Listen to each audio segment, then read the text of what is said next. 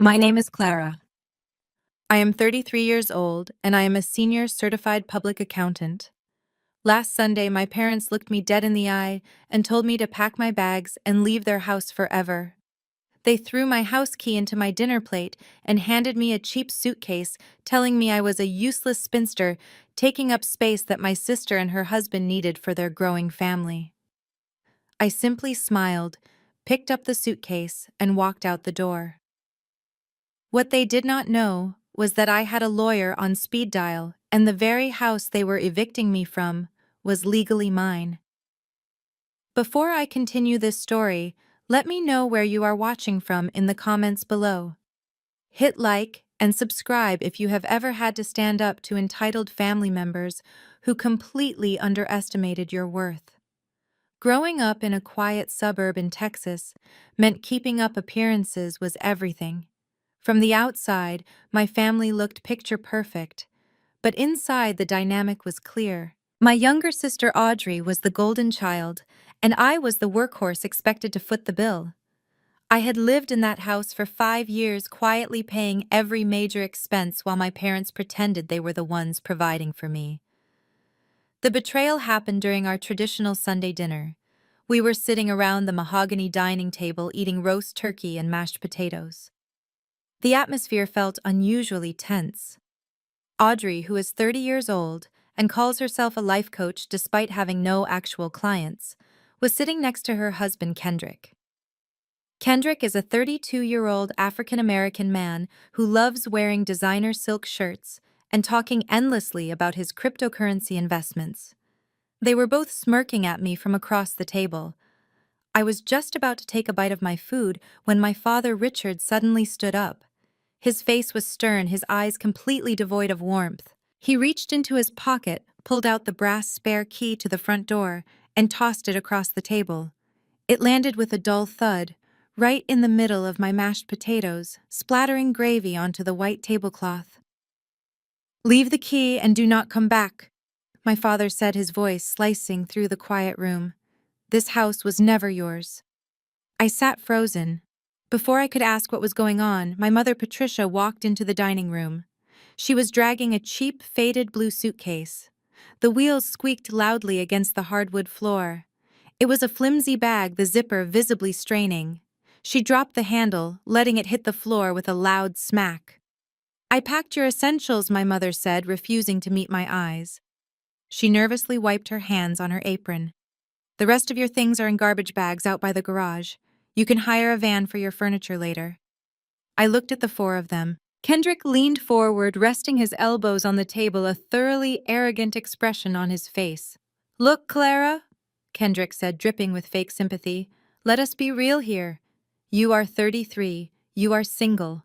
You do not have a husband and you do not have any kids. Audrey and I are building a real legacy right now. We just found out we are expecting our first baby and we need the space." Audrey dramatically placed a hand over her flat stomach, smiling like she had just achieved world peace. "We need the master bedroom for the nursery," Kendrick continued, "and I need the guest room for my home office to monitor global financial markets. You make great money at your corporate accounting firm. You are just taking up space here. It is time for you to move out." I looked at my father, expecting him to intervene. Instead, he just glared at me. "Kendrick is the man of his household now," my father barked. "He is providing me with a grandchild." "What have you provided, Clara?" "Just spreadsheets. Family helps family.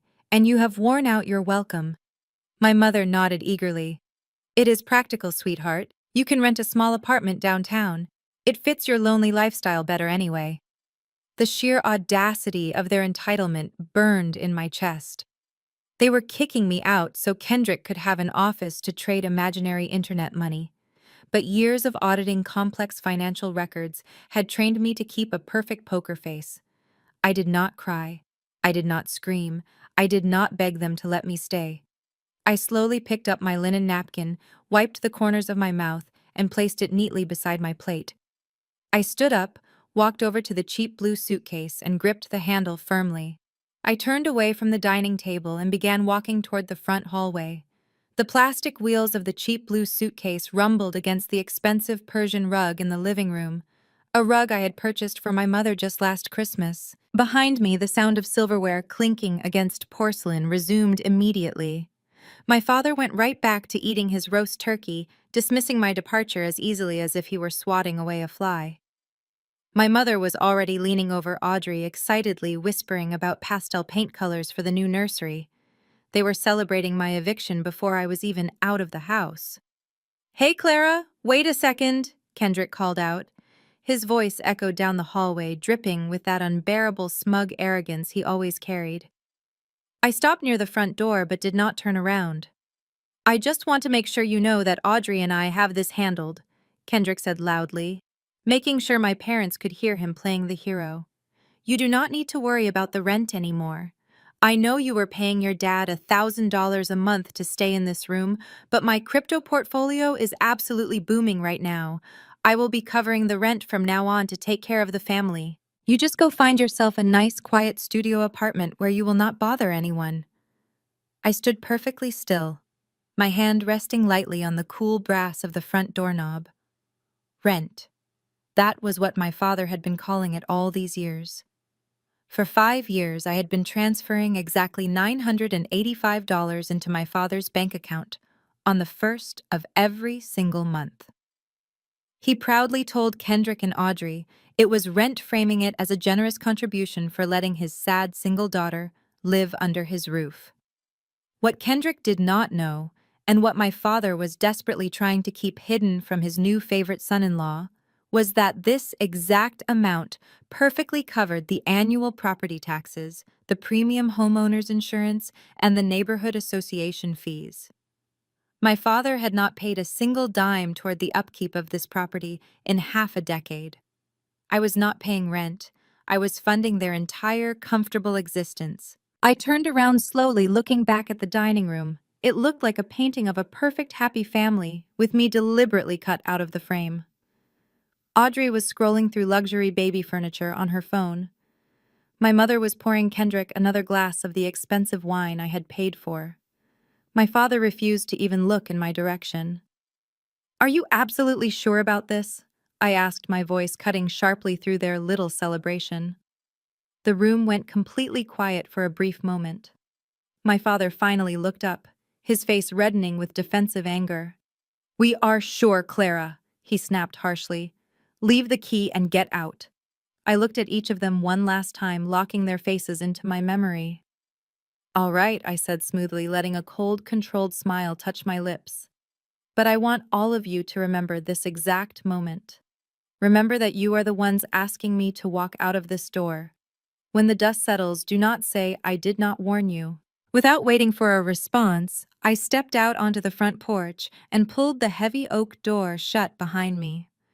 The lock clicked into place with a sharp final sound. The crisp evening air hit my face, and for the first time all day, I took a deep, unrestrained breath. I walked down the paved driveway, passing the black garbage bags my mother had callously tossed near the garage. My entire life reduced to trash bags and a broken suitcase. I reached the edge of the sidewalk and stopped under the warm glow of the street lamp. I did not have a car waiting. I did not even have a hotel booked yet, but I felt an overwhelming sense of calm. The toxic weight I had been carrying for years was finally lifted. Suddenly, the silence of the quiet suburban street was broken by the sharp vibration of my phone in my coat pocket. I pulled it out. The bright screen illuminated the dark sidewalk. The caller ID flashed a name that instantly made my professional corporate instincts kick in. Lawyer Harrison. Harrison was a senior partner at a top-tier real estate and estate planning firm in downtown Austin. He was not the kind of man who called his clients on a Sunday evening unless something was catastrophically wrong. I swiped the screen to answer. "Hello, Harrison," I said, keeping my tone strictly professional. Clara Harrison's deep, urgent voice came through the speaker. "I am sorry to bother you on a Sunday evening, but we have a massive problem. I just got an emergency alert from my contacts at the county clerk office." I frowned, gripping the handle of my suitcase tighter. "What is going on?" "Clara, your father just tried to file a quitclaim deed." I stopped walking. The evening breeze suddenly felt a lot colder against my face. A quitclaim deed. I asked, my voice dropping an octave as I tightened my grip on the handle of my cheap blue suitcase. Harrison, what exactly are you talking about? Harrison let out a heavy sigh through the phone, the exact kind of tired sigh a seasoned lawyer makes when dealing with incredibly foolish criminals. First thing Friday afternoon, your father and your brother-in-law walked into the Travis County Clerk office. They presented a quitclaim deed to transfer the property title entirely into the names of Audrey and Kendrick, and Clara, the document had your signature on it as the grantor. My grip on the phone tightened so hard my knuckles turned white. My signature: I have not signed any property transfer documents. I have been at my accounting firm all week, preparing for corporate tax season, auditing multi-million-dollar accounts. I was busy working 12-hour shifts, while my own family was plotting to steal a massive real estate asset right out from under me. I know you did not sign it, Harrison said flatly, because the signature was an absolute mess. It looked like someone tried to trace it from one of your old college documents, but the forged signature is not even what stopped the transfer. Kendrick brought in a document with a fake notary stamp. He apparently bought a custom ink stamp online and tried to act as his own official notary public. The clerk immediately flagged it because the commission number on the stamp did not exist in the Texas State Registry, the formatting was completely wrong, and the ink color did not match standard state regulations. I closed my eyes, picturing the scene in vivid detail. I could perfectly imagine Kendrick strolling up to the county clerk window in his flashy designer silk shirt, flashing a confident, arrogant smile. He actually thought he could outsmart the local government with a cheap rubber stamp he bought on the internet. I could picture my father standing right beside him, nodding along, entirely complicit in committing a federal offense just to secure a massive house for his golden child and her fake entrepreneur husband. Did they cause a scene, I asked already, knowing the answer based on Kendrick and his notoriously explosive temper. Oh, absolutely, Harrison replied, his tone laced with professional disgust. The clerk told my contact that Kendrick demanded to speak to a supervisor immediately. He started yelling, claiming the county system was broken, and that he was a high-net-worth crypto investor who did not have time for bureaucratic mistakes. When the supervisor threatened to call the county sheriff for fraudulent filing and document forgery, their bravery suddenly vanished. They snatched the paperwork right off the counter and ran out the door before security could detain them. My mind raced as the timeline suddenly made sickening sense. They tried to steal the house legally on Friday. When that completely failed and they nearly got arrested, they panicked. They decided to physically evict me today on Sunday. They probably hoped that once I was physically out of the picture, they could find another way to manipulate the paperwork. Or maybe just change the locks and claim adverse possession of the property over time. They wanted me gone so they could bring in shady appraisers or unregulated loan officers without me looking over their shoulders and asking questions. They needed the house empty to finalize whatever ridiculous financial scheme Kendrick had cooked up. Clara Harrison's voice grew intensely serious, shifting back into lawyer mode. This is textbook wire and mail fraud if they try to submit this anywhere else. They forged your signature on a legal property transfer document. I have already flagged the title with the county to prevent any unauthorized changes, but you need to be very careful. Your father and Kendrick are desperate, and desperate men make incredibly stupid mistakes. Do you want me to file an official police report right now? We have enough evidence to have them questioned by authorities. I stood under the warm glow of the street lamp, looking back at the large colonial house at the end of the street. The lights were blazing in every single room. Through the large bay window, I could see the silhouette of Kendrick walking back and forth in the living room, gesturing wildly. He was probably bragging to Audrey about how he expertly handled the situation, promising her that the house was finally theirs. They actually thought they had won. They thought they had successfully thrown the useless spinster out of her father's house. A strange sensation bubbled up in my chest. It started as a low, quiet chuckle and quickly grew into a cold, hard laugh. My laughter echoed down the quiet suburban street, cutting through the silence of the neighborhood. Clara Harrison asked, sounding slightly concerned through the phone speaker. Are you all right? This is a very serious legal matter. I am perfectly fine, Harrison, I replied, a wide, triumphant smile spreading across my face. Let them try to file all the fake paperwork they want. Let them celebrate kicking me out into the cold, because what my father does not know, and what he has conveniently chosen to ignore, is that the house does not even belong to him. Harrison paused on the other end of the line. I know that, Clara. I am the one who drafted the trust documents for your grandfather 6 years ago.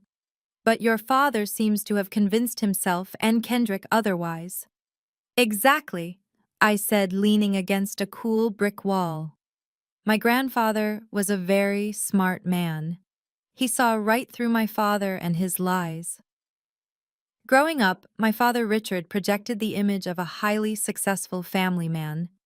He drove incredibly nice cars and loved bragging at expensive neighborhood barbecues. But my grandfather knew the dark truth behind the shiny facade. My father was a severe gambler.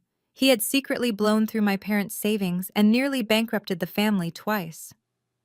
My mother, Patricia, was the ultimate enabler, always covering up his massive financial messes and pretending everything was perfectly fine to protect their precious social status in our wealthy Texas suburb. When my grandfather was diagnosed with terminal cancer 6 years ago, he knew he could not leave his massive colonial estate to his son. If he gave the house to my father, it would be heavily mortgaged to pay off bookies within a month. My grandfather also knew he could not leave it to Audrey, who was incredibly irresponsible, refused to hold down a real job, and was deeply spoiled by my mother. So my grandfather did the smartest thing possible. He created an irrevocable trust. He placed the house fully paid off into the trust and named me as the sole trustee and beneficiary. Legally, the house belonged to the trust and I controlled it completely. The trust was ironclad. No one could alter it, not even my father, and certainly not Kendrick with his fake internet rubber stamp. Before my grandfather passed away, he held my hand and made me promise to protect the asset. He told me I could let my parents live there so they would not be homeless, but I was never to give my father the title. For 5 years, I honored that promise. I moved into a small guest room. I paid the property taxes, the homeowner's insurance, and the upkeep, while letting my father pretend to his friends that he was the benevolent patriarch, allowing his single daughter to live under his roof. I protected his fragile ego. And in return, he tried to steal my house and kick me to the curb on a Sunday night. Harrison. What happens if they try to use that forged document somewhere else? I asked, watching the traffic. If they try to secure a loan against the property, using that fake deed, it elevates to federal bank fraud, Harrison explained. Because the property is in an irrevocable trust, any legitimate lender will run a title search. The search will immediately show the trust as the owner. No bank will ever give them a dime without your physical presence and verified signature as the trustee. Their scheme is completely dead in the water. They just do not realize it yet. I smiled coldly into the night. They think they outsmarted me, Harrison. Let them keep thinking that. I want them to dig their hole so deep they can never climb out of it. Clara, be careful, Harrison warned. People like your father and Kendrick get extremely dangerous when backed into a corner. I will monitor the county clerk filings daily. Call me if they try anything else. I will. Thank you, Harrison, I said, and ended the call. I stood there, enjoying the cool night air. The heavy burden of keeping my family secrets was finally gone. I did not have to pretend anymore. I did not have to endure Kendrick making snide remarks about my personal life. They had given me the perfect excuse to finally cut the cord forever. I pulled out my phone to search for an upscale hotel. I had plenty of money in my checking account to afford a luxury suite while I figured out my next move. But before I could open the booking application, my phone buzzed violently in my palm. A text message popped up on the brightly lit screen. It was from my mother. I opened the message. It was written in all capital letters, radiating pure anger and panic. Where exactly are you hiding the real property deed? Now you are a selfish, ungrateful thief. Kendrick said the county clerk needs the original paper to process the transfer for his new family. Tell us where you put it right now, or your father is calling the police. I stared at the glowing screen, letting out a soft sigh. They were actually threatening to call the local police on me for stealing a house that I legally owned. I stared at the glowing screen, letting out a soft sigh. They were actually threatening to call the local police on me for stealing a house that I legally owned. Instead of typing out a furious reply, I tapped the call button. I wanted to hear exactly how far they were willing to take this delusion. The phone rang only half a time before the line clicked open. "Where is it, Clara?" my father yelled instantly. His voice was so loud, I had to hold the phone an inch away from my ear. I could hear the echo of the dining room in the background, which meant he had put me on speakerphone for the whole family to hear. "Where is what, Dad?" I asked calmly, feigning complete ignorance. "Do not play stupid with me," he barked. Kendrick went to the county office to handle the property transfer, and the clerk said the paperwork had an issue. "We know you hid the original deed when you packed your bags. You are trying to sabotage your sister and her new baby. You are a bitter, jealous thief, and I will not let you ruin my family legacy." I almost laughed out loud at the phrase family legacy. Before I could respond, Kendrick's voice boomed through the speaker. "Listen to me very carefully," Clara Kendrick sneered, using that fake authoritative tone he always put on to impress my parents. "I know you are trying to pull some accounting trick to stall the transfer, but I have connections in this town. If you do not tell us where you hid the real property documents in the next 5 minutes, we are calling the police. We will have you arrested for grand theft and withholding legal family documents. You will lose your precious CPA license." My mother chimed in from the background. "Just tell us where it is, Clara. Why do you always have to make everything so difficult? Just give Kendrick the house so we can all move on." I stood under the street lamp listening to the four of them essentially confess to their own ignorance. They had no idea how an irrevocable trust worked. They had no idea that the deed Kendrick tried to file was a forgery that could send him to federal prison. They just blindly believed that screaming and bullying would magically change real estate law. "Are you quite finished?" I asked, keeping my voice perfectly flat and professional. "We are not finished until you tell us where the deed is," my father yelled. "I am not hiding anything from you," I said simply. "You have everything you are legally entitled to in that house. Good luck with the new nursery." I ended the call right as Kendrick started shouting another threat. I blocked both of their numbers immediately. Arguing with them was a complete waste of time. They wanted to play hardball, but they did not realize they had just stepped onto a court where I owned the ball, the hoop, and the entire stadium. I opened my banking application on my phone. Because my father had completely destroyed his credit score years ago with his underground gambling debts, he could not even get a basic utility account approved. When my grandfather put the house in the trust 5 years ago, I had to put every single utility account under my name and my social security number. The electricity, the water, the natural gas, the high-speed internet, everything was tied directly to my pristine credit and paid automatically from my corporate CPA bank accounts. They wanted me out of the house. They told me I was no longer part of the family. That meant I no longer had any financial obligations to their comfort. I opened the electric company application first. I navigated to the account settings, selected Manage Service, and tapped the bright red button labeled Stop Service. A prompt popped up asking for the disconnect date. I selected today. A secondary prompt asked for the time. I typed in 11:59 p.m. I hit confirm. Next, I opened the Municipal Water Department application. I repeated the exact same process. Stop service. Effective tonight at midnight. Confirm. Finally, I logged into the natural gas provider portal. It was currently the middle of winter and temperatures were expected to drop below freezing by the early hours of the morning. They relied entirely on the gas furnace to keep that massive colonial warm. I clicked Terminate Service. Effective tonight. Confirm. Within 3 minutes, I had systematically dismantled the invisible safety net they had been living on for half a decade.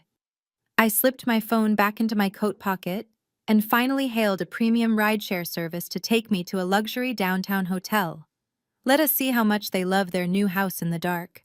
I settled into the crisp sheets of my luxury hotel suite, but across town, the reality of my actions was hitting my family with the force of a freight train. I learned the exact details of their midnight meltdown days later, when I requested the police dispatch transcript and spoke with my amused neighbors. At exactly 11:59 p.m., Audrey was sitting in the living room bathing in the glow of a professional ring light. She was broadcasting a live video to her 42 followers on social media, dispensing her usual toxic positivity. According to a recording a friend saved, Audrey was passionately telling her audience they needed to manifest luxury real estate by simply cutting out negative energy. She meant me, of course. Then the clock struck midnight. The transition was instantaneous. Every single light bulb in the colonial house died at once. The humming of the refrigerator stopped.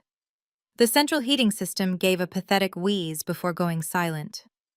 Most importantly for Audrey, the internet router blinked out of existence. Her ring light vanished, plunging her stream into darkness. Audrey let out a blood-curdling scream that echoed through the empty hallways.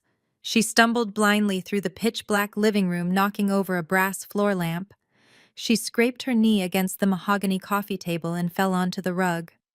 "What is going on?" Audrey shrieked, waving her hands. My stream crashed. I was in the middle of a major life coaching breakthrough. My fans are going to abandon me. Upstairs, Kendrick was equally furious. He had been sitting in the guest room, the room he planned to turn into his trading floor, staring at 3 computer monitors. When the power failed, his desktop computers shut down instantly. He burst out of the bedroom, his heavy footsteps pounding down the hardwood stairs in the dark. "Did someone trip the main breaker?" Kendrick yelled, using his phone flashlight to navigate the steps. I was in the middle of a massive crypto transaction. "If I lose my position on this coin, it will cost us thousands of dollars." My father, Richard, who had been comfortably asleep in the master bedroom, stumbled out into the hallway wearing his silk pajamas. He was grumbling loudly, complaining that a man of his stature should not have to deal with power outages. He marched down to the basement with his own flashlight to check the electrical panel. He flipped the main breaker switch back and forth several times, but nothing happened. He looked out the basement window. The street outside was illuminated by street lamps. The houses of the neighbors were glowing warmly.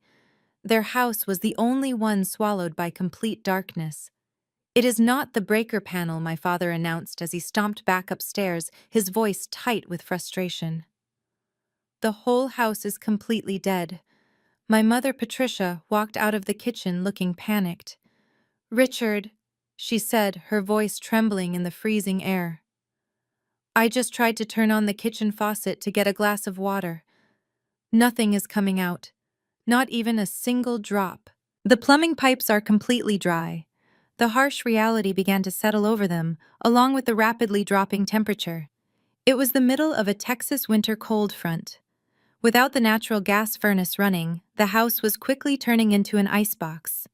They were standing in the dark, shivering in their pajamas, completely cut off from the modern world.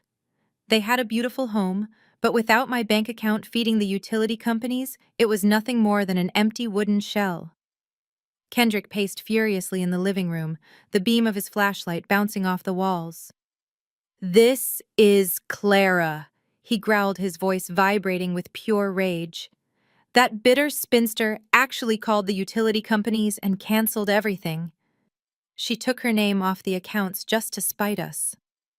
Audrey started sobbing loudly, wrapping a throw blanket around her shivering shoulders. "How could she do this to a pregnant woman?" she cried. "She is trying to freeze my baby. She is psychotic and jealous of my happiness." My father stood in the hallway, his face twisting into absolute fury. His ego could not handle the fact that I had outsmarted them. He pulled his cell phone out, his fingers jabbing at the glowing screen. "I am not letting her get away with this," my father snarled, breathing heavily. "Richard, what are you doing?" my mother asked nervously. My father held the phone to his ear, his eyes wild with anger. "I am dialing 911. I am telling the police that a disgruntled former tenant came onto our property and violently vandalized our utility boxes. I was completely unaware of the chaotic meltdown unfolding at my childhood home. I was lying in a plush king-sized bed at an exclusive luxury hotel downtown, enjoying the absolute silence and the comfortable 70-degree temperature of the room. I had just finished reviewing some preliminary tax documents for a corporate client on my laptop when a loud, authoritative knock shattered the quiet of my suite. It was not the gentle tap of late-night room service. It was 3 heavy, measured strikes against the thick wooden door. I glanced at the digital clock resting on the mahogany nightstand. It was 1:45 in the morning. I slipped on the complimentary silk robe provided by the hotel, tied the sash around my waist, and walked over to the door. I leaned forward and looked through the brass peephole. 2 police officers in full uniform were standing in the carpeted hallway. Their expressions were stern, their jaws tight, and their hands were resting casually near their heavy utility belts. I opened the door just enough to see them clearly, keeping the security chain attached for the moment. "Good evening, officers," I said calmly. "How can I help you?" The taller officer, a broad-shouldered man with a graying mustache and a heavy Texas drawl, looked me up and down with clear suspicion. "Are you Clara?" he asked, his tone sharp and highly accusatory. "Yes, I am," I replied, keeping my voice perfectly level. "Ma'am, we need you to open this door and step out into the hallway," the second officer said. He was younger, but his eyes were just as hard. We received a highly distressing 911 call from a homeowner in the northern suburbs. A Mr. Richard claimed that a disgruntled former tenant, specifically you, was forcibly evicted from his property earlier this evening. He stated that you returned to the residence around midnight, trespassed on the private grounds, and maliciously destroyed the electrical meter and the gas lines to plunge his family into the freezing cold. The taller officer stepped closer, placing a heavy hand on the doorframe as if to prevent me from closing it. "Destruction of private property and tampering with municipal utility lines are serious criminal offenses, ma'am." Mr. Richard also informed us that his highly vulnerable pregnant daughter is currently trapped in that freezing house because of your reckless actions. He intends to press full felony charges against you. We need to know exactly where you were at midnight tonight. I did not panic. I did not stutter, cry, or act defensive. The sheer audacity of my father actually calling the police and weaponizing them against me was almost impressive in its absolute stupidity. He truly thought he could use the local authorities to bully me back into submission. He assumed I would be terrified of angry men in uniform and immediately cave to his demands, just to avoid a public scandal. He completely forgot that my entire professional career as a senior certified public accountant involved dealing with intimidating federal auditors and navigating highly complex legal compliance. A genuine, relaxed smile spread across my face. I reached up and undid the security chain, opening the door completely. I stepped back, gesturing welcomingly toward the spacious, brightly lit living area of my luxury suite. "Officers, I understand exactly why you are here, and I genuinely appreciate you doing your jobs so diligently in the middle of the night," I said smoothly. "But before you read me my rights or try to detain me for vandalism, I highly recommend you step inside for just 2 minutes. I promise it will clarify everything." The 2 officers exchanged a confused, skeptical glance. Suspects accused of unhinged midnight vandalism usually do not smile warmly and invite the police inside for a casual chat. They cautiously stepped into the room, their eyes scanning the pristine suite. There were no signs of muddy shoes, no heavy tools, and absolutely no evidence of someone who had just been sneaking around a dark suburban backyard, destroying electrical boxes. I closed the heavy wooden door behind them and walked over to the large glass coffee table in the center of the room. When I arrived at the hotel earlier, I had requested the concierge print out several key legal documents that my lawyer Harrison had emailed me. They were fanned out perfectly across the polished glass surface. "I am not a disgruntled former tenant, and I certainly did not vandalize any municipal property tonight," I told them, keeping my voice incredibly polite and confident. I simply canceled the utility services that I was personally paying for out of my own pocket.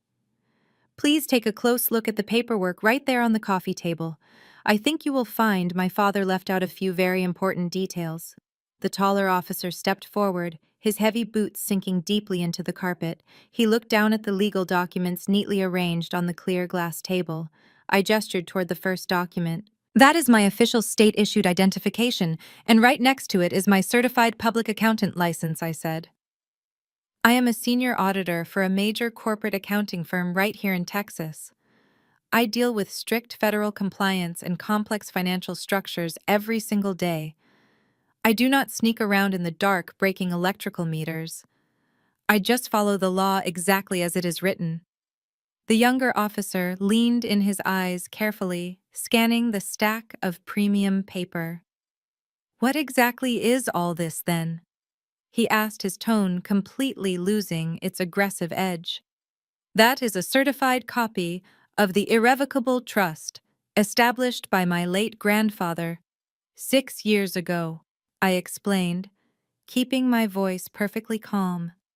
If you look closely at page 4, you will see my name listed legally as the sole trustee and beneficiary.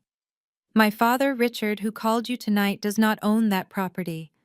He has never owned it. He has been living there under my permission for 5 years because I promised my grandfather I would not let him gamble his life away.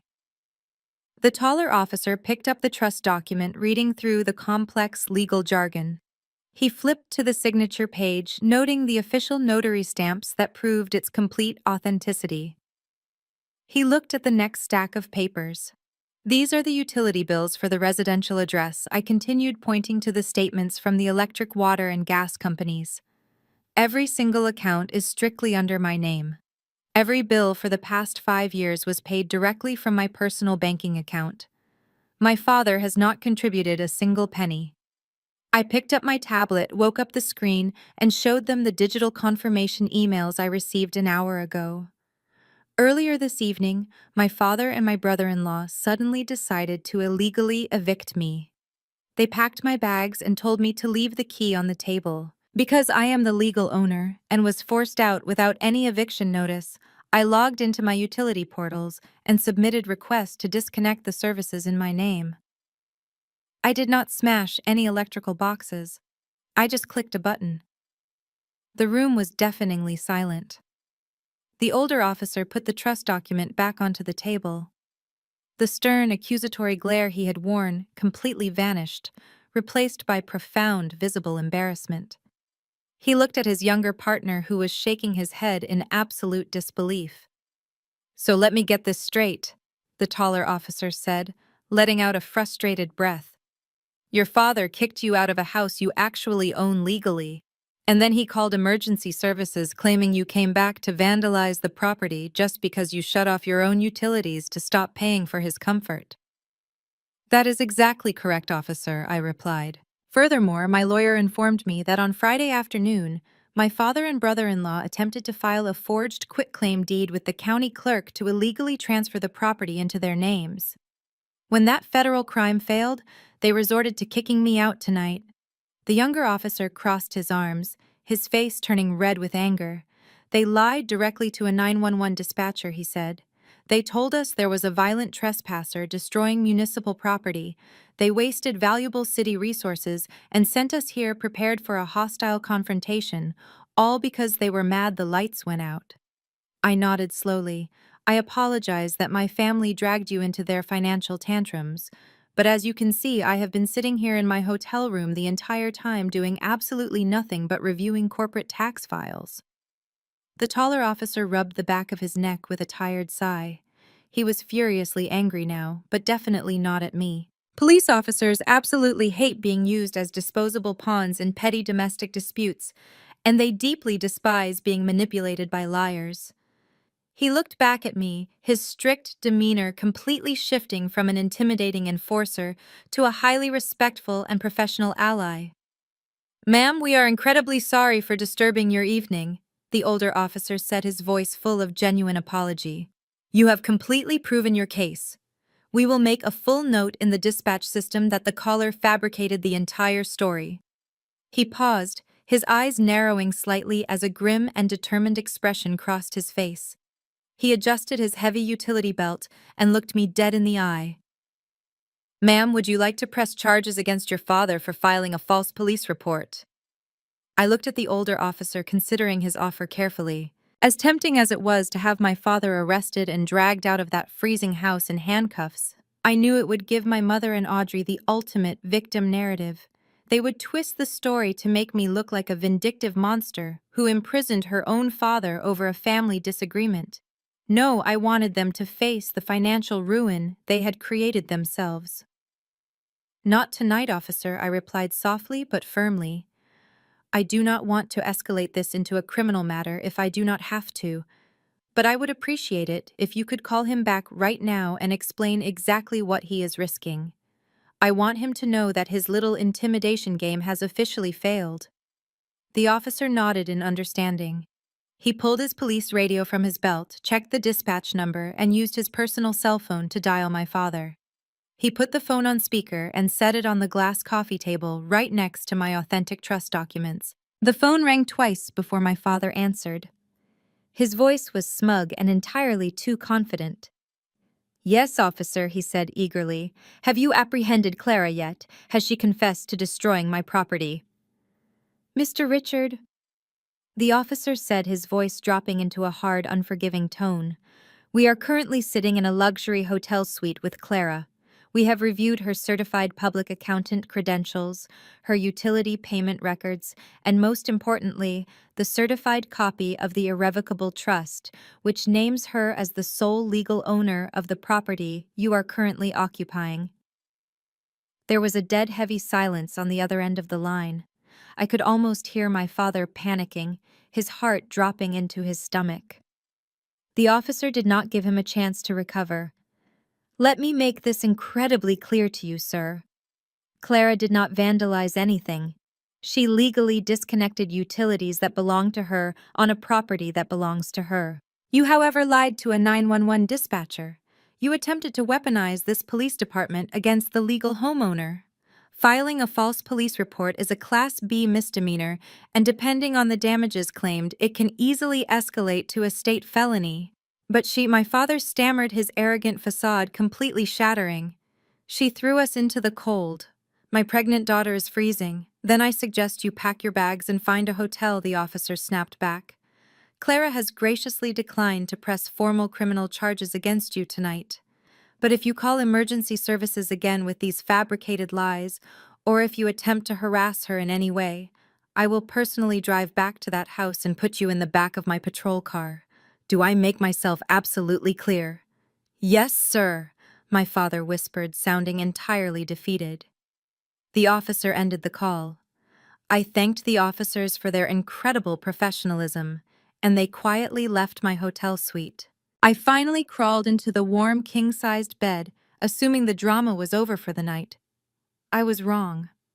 Back at the dark, freezing colonial house, my father was in a state of absolute panic. He had just realized that not only was he powerless, but he was inches away from a criminal record. But Audrey, the golden child, refused to accept defeat. If they could not win using the police, she would use the only weapon she had left: social media manipulation. Using her cellular data. Audrey propped her phone up on the kitchen counter, lit her face with a battery-powered ring light, and hit record.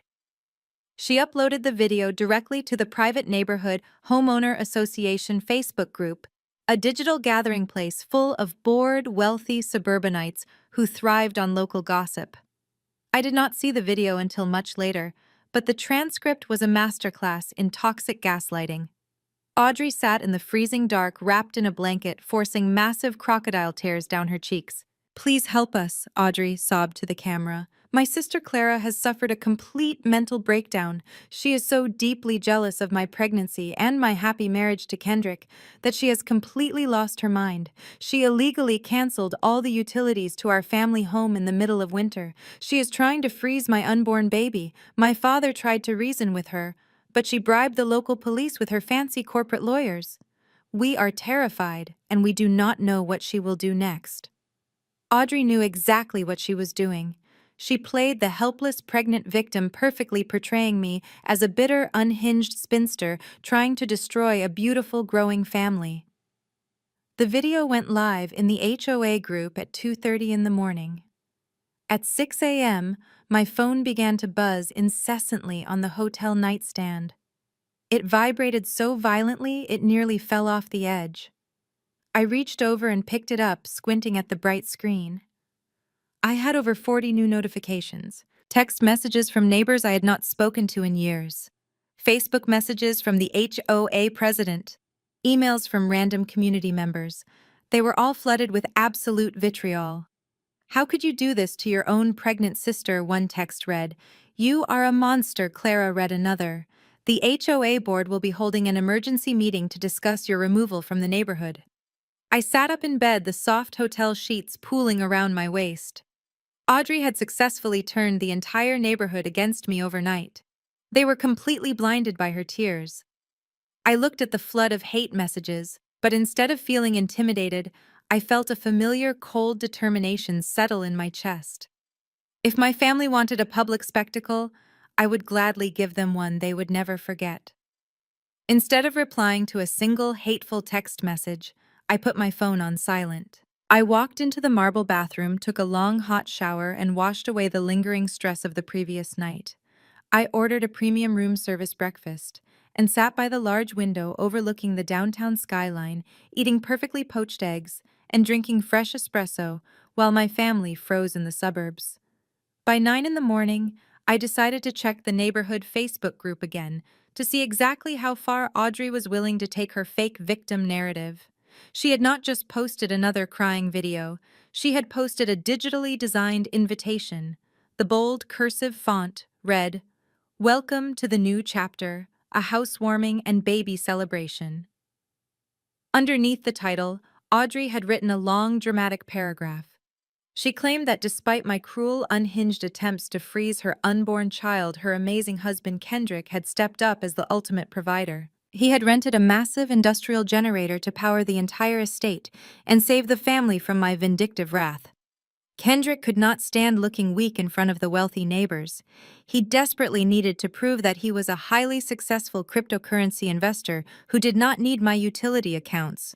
To fund this grand illusion, he had hired a premium catering company, ordered expensive floral arrangements, and invited the entire homeowner association board to the backyard for a lavish afternoon party. It was a highly calculated, manipulative move. By hosting the neighbors and playing the gracious victims, they were trying to establish social dominance and cement their fake claim of ownership over my property. My phone rang, breaking my concentration. It was Lawyer Harrison. "Clara," he said, sounding both amused and professionally exasperated, "I just got off the phone with the City Code Enforcement Office. Your brother-in-law actually rented a massive diesel construction generator. It is currently sitting right in your front driveway, illegally blocking the public sidewalk and powering your entire house through a highly dangerous maze of thick orange extension cords." I laughed softly, shaking my head at the sheer absurdity of their actions. Kendrick was spending thousands of dollars he did not actually have to impress people who would turn on him in an absolute heartbeat. "Let him keep it running for today, Harrison," I replied smoothly. "I want all the neighbors to be there. I want a massive audience when the truth finally comes out." I spent the next few hours carefully reviewing the legal and financial files I had brought with me from my office. While my family thought I was just a bitter accountant pushing numbers on a spreadsheet, they completely failed to realize that auditing gave me access to deep, undeniable financial truths. I pulled out a thick manila folder. Inside were highly sensitive official notices from the Internal Revenue Service. These were not just standard tax returns. They were detailed audit flags proving my father had been committing federal tax fraud for half a decade by secretly claiming my house and my personal property tax payments as his own deductions. I did not dress like a victim, and I certainly did not dress like the sad, jealous spinster Kendrick claimed I was. I put on a tailored, charcoal gray designer suit that cost more than Kendrick's entire fake crypto portfolio. I paired it with sharp black heels and a minimalist gold watch. I looked exactly like what I was, a highly successful corporate executive holding all the winning cards. I walked out of the luxury hotel and requested a premium black SUV service, instructing the driver to take me back to the northern suburbs. As we cruised down the highway, I watched the familiar landscape shift from towering glass skyscrapers to manicured suburban lawns. My phone continued to buzz with hateful messages from neighbors who were currently drinking expensive champagne in my backyard, completely unaware that they were trespassing on my private property. The black SUV turned onto my street. Even from a block away, I could hear the loud, obnoxious roaring of the rented diesel generator. Cars lined both sides of the street, blocking the driveways of surrounding homes. The entire homeowner association had shown up to support the golden child and her fake entrepreneur husband. Through the side gate, I saw Kendrick standing on my back patio, wearing another ridiculous silk shirt, holding a microphone, and addressing the large crowd of neighbors. They were all clapping and cheering for him. I looked down at the thick manila folder resting on my lap. My family wanted to use the neighbors to shame me into submission. They wanted a public execution of my character. I took a deep breath, grabbed the heavy car door handle, and decided it was finally time to crash their ridiculous party. I tapped the glass partition separating me from the driver of the premium black SUV. Pull directly into the main driveway, I instructed him, my voice perfectly steady.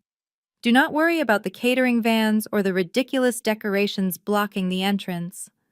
Just pull right in. The driver nodded professionally, turning the heavy luxury vehicle off the residential street and steering it straight toward my property. Through the tinted windows, I had a perfect view of the absolute spectacle my family had orchestrated. Kendrick had spared no expense with his imaginary crypto wealth. A massive white catering tent was erected on the freshly cut grass. Waiters in crisp white shirts were circulating with silver trays of champagne and expensive appetizers. An acoustic band was playing softly in the corner. But the centerpiece of this entire delusion was Kendrick himself standing on the raised wooden deck of my back patio holding a microphone. Next to him stood Audrey wearing a flowing pastel maternity dress, looking the picture of innocent victimhood. My parents, Richard and Patricia, were positioned right behind them, smiling proudly for the neighborhood. Standing right beside Kendrick was Mr. Henderson, the notoriously strict president of the Homeowner Association. Mr. Henderson was a retired corporate executive who thrived on neighborhood gossip and strict adherence to the community guidelines. He had a microphone in his hand and was in the middle of a very passionate toast. I want to raise a glass to Kendrick and Audrey, Mr. Henderson announced, his voice booming over the rented speakers. This young couple has faced incredible unexpected adversity this week. It is never easy when a troubled family member loses their way and tries to tear a home apart. But Kendrick stepped up like a true provider. He kept the lights on, he kept his pregnant wife safe, and he showed us all what real family values look like in this neighborhood. The crowd of neighbors erupted into enthusiastic applause. I saw Mrs. Gable from down the street wiping a fake tear from her eye. My mother beamed, patting Kendrick on the shoulder. They were absolutely reveling in the false narrative they had spun. They thought they had successfully rewritten history, painting me as the villain and themselves as the triumphant heroes of the suburbs. I looked at the driver. "Take us all the way up to the front walkway," I said. "But ma'am," the driver replied hesitantly, glancing at the sprawling lawn. "There are plastic decorations lining the entire edge of the driveway. I will definitely run them over if I pull up that far." "That is exactly what I want you to do," I told him, a cold smile touching my lips. The driver shrugged and pressed the gas pedal. The massive, heavy engine of the black SUV roared loudly, completely drowning out the acoustic band on the patio. The vehicle surged forward, hopping the slight curb of the driveway. Kendrick had lined the entire concrete path with dozens of tacky bright pink plastic lawn flamingos, a clear violation of the very HOA guidelines Mr. Henderson usually strictly enforced. The heavy tires of the SUV hit the first plastic flamingo with a sharp, loud crack. Then another. Crack. Snap. Crunch. The vehicle rolled relentlessly forward, crushing the expensive pink decorations into sharp plastic splinters under its massive weight. The aggressive, destructive sound echoed across the entire front yard, violently interrupting the polite applause of the neighborhood crowd. The acoustic band abruptly stopped playing. People gasped and spilled their champagne. Mr. Henderson dropped his microphone, creating a horrible screech of feedback through the rented speakers. Every single head in the yard turned simultaneously to stare at the sleek black vehicle that had just aggressively invaded their private celebration. On the patio, the smug smiles completely vanished from my family faces. Kendrick dropped his hands to his sides, his jaw tight with sudden anger. Audrey gasped and grabbed his arm, her eyes wide with panic. My father took a step back, his face draining of color as he recognized the high-end vehicle. They all knew I did not own a car like this, but they also knew I was the only person bold enough to crash their party. The driver threw the SUV into park and quickly stepped out to open my door. I smoothed down the lapels of my tailored charcoal gray designer suit, grabbed the thick manila folder from the leather seat, and stepped out into the crisp afternoon air. I adjusted my posture, standing tall and projecting absolute corporate authority.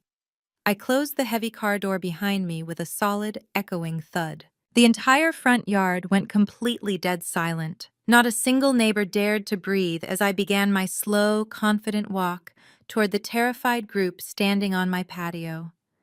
The entire front yard went completely dead silent. Not a single neighbor dared to breathe as I began my slow, confident walk toward the terrified group standing on my patio. My black heels clicked sharply against the concrete walkway, occasionally crushing a stray piece of bright pink plastic left over from Kendrick and his ruined lawn flamingos.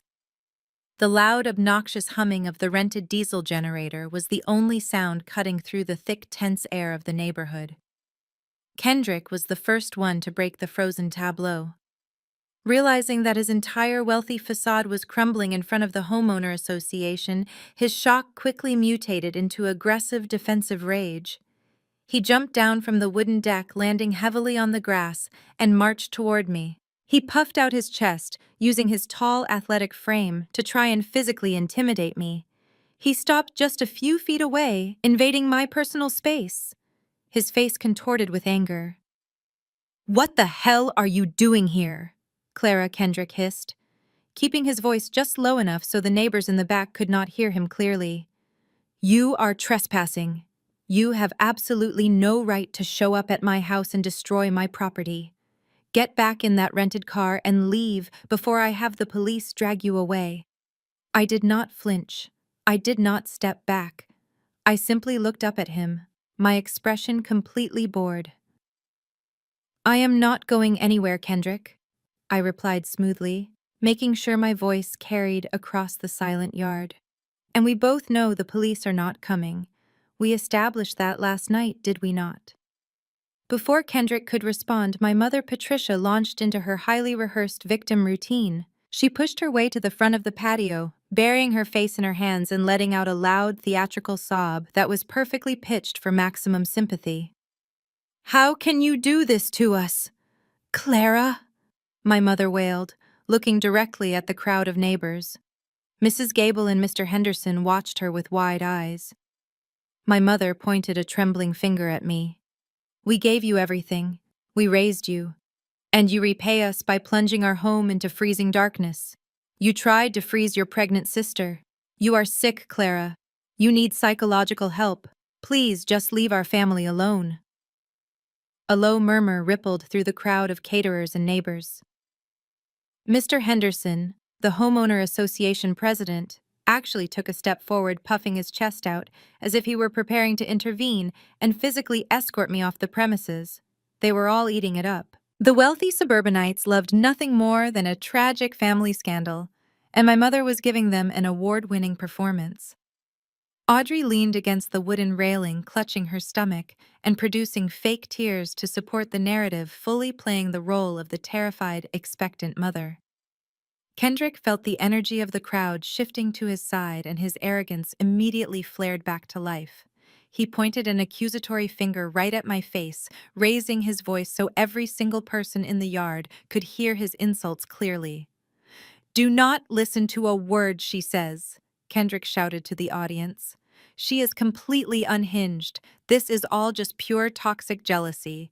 Clara is a bitter 33-year-old spinster who cannot get a man to look at her twice. She spends all her time crunching numbers in a lonely cubicle. She sees Audrey and me building a beautiful legacy, bringing a new baby into this world, and it drives her absolutely crazy. She wants to destroy our happiness because she knows she will never have a family of her own. She is pathetic." He sneered at me, crossing his arms over his expensive designer silk shirt. "You thought cutting the power would break us," he mocked. "But look around, Clara. I provided for my family. I brought the power back. I've funded this amazing party. You have no power here anymore. You are nothing but a sad, jealous outsider. Now turn around and walk away before you embarrass yourself any further." I let him finish his grand, pathetic speech. I let the neighbors whisper and cast their judgmental stares.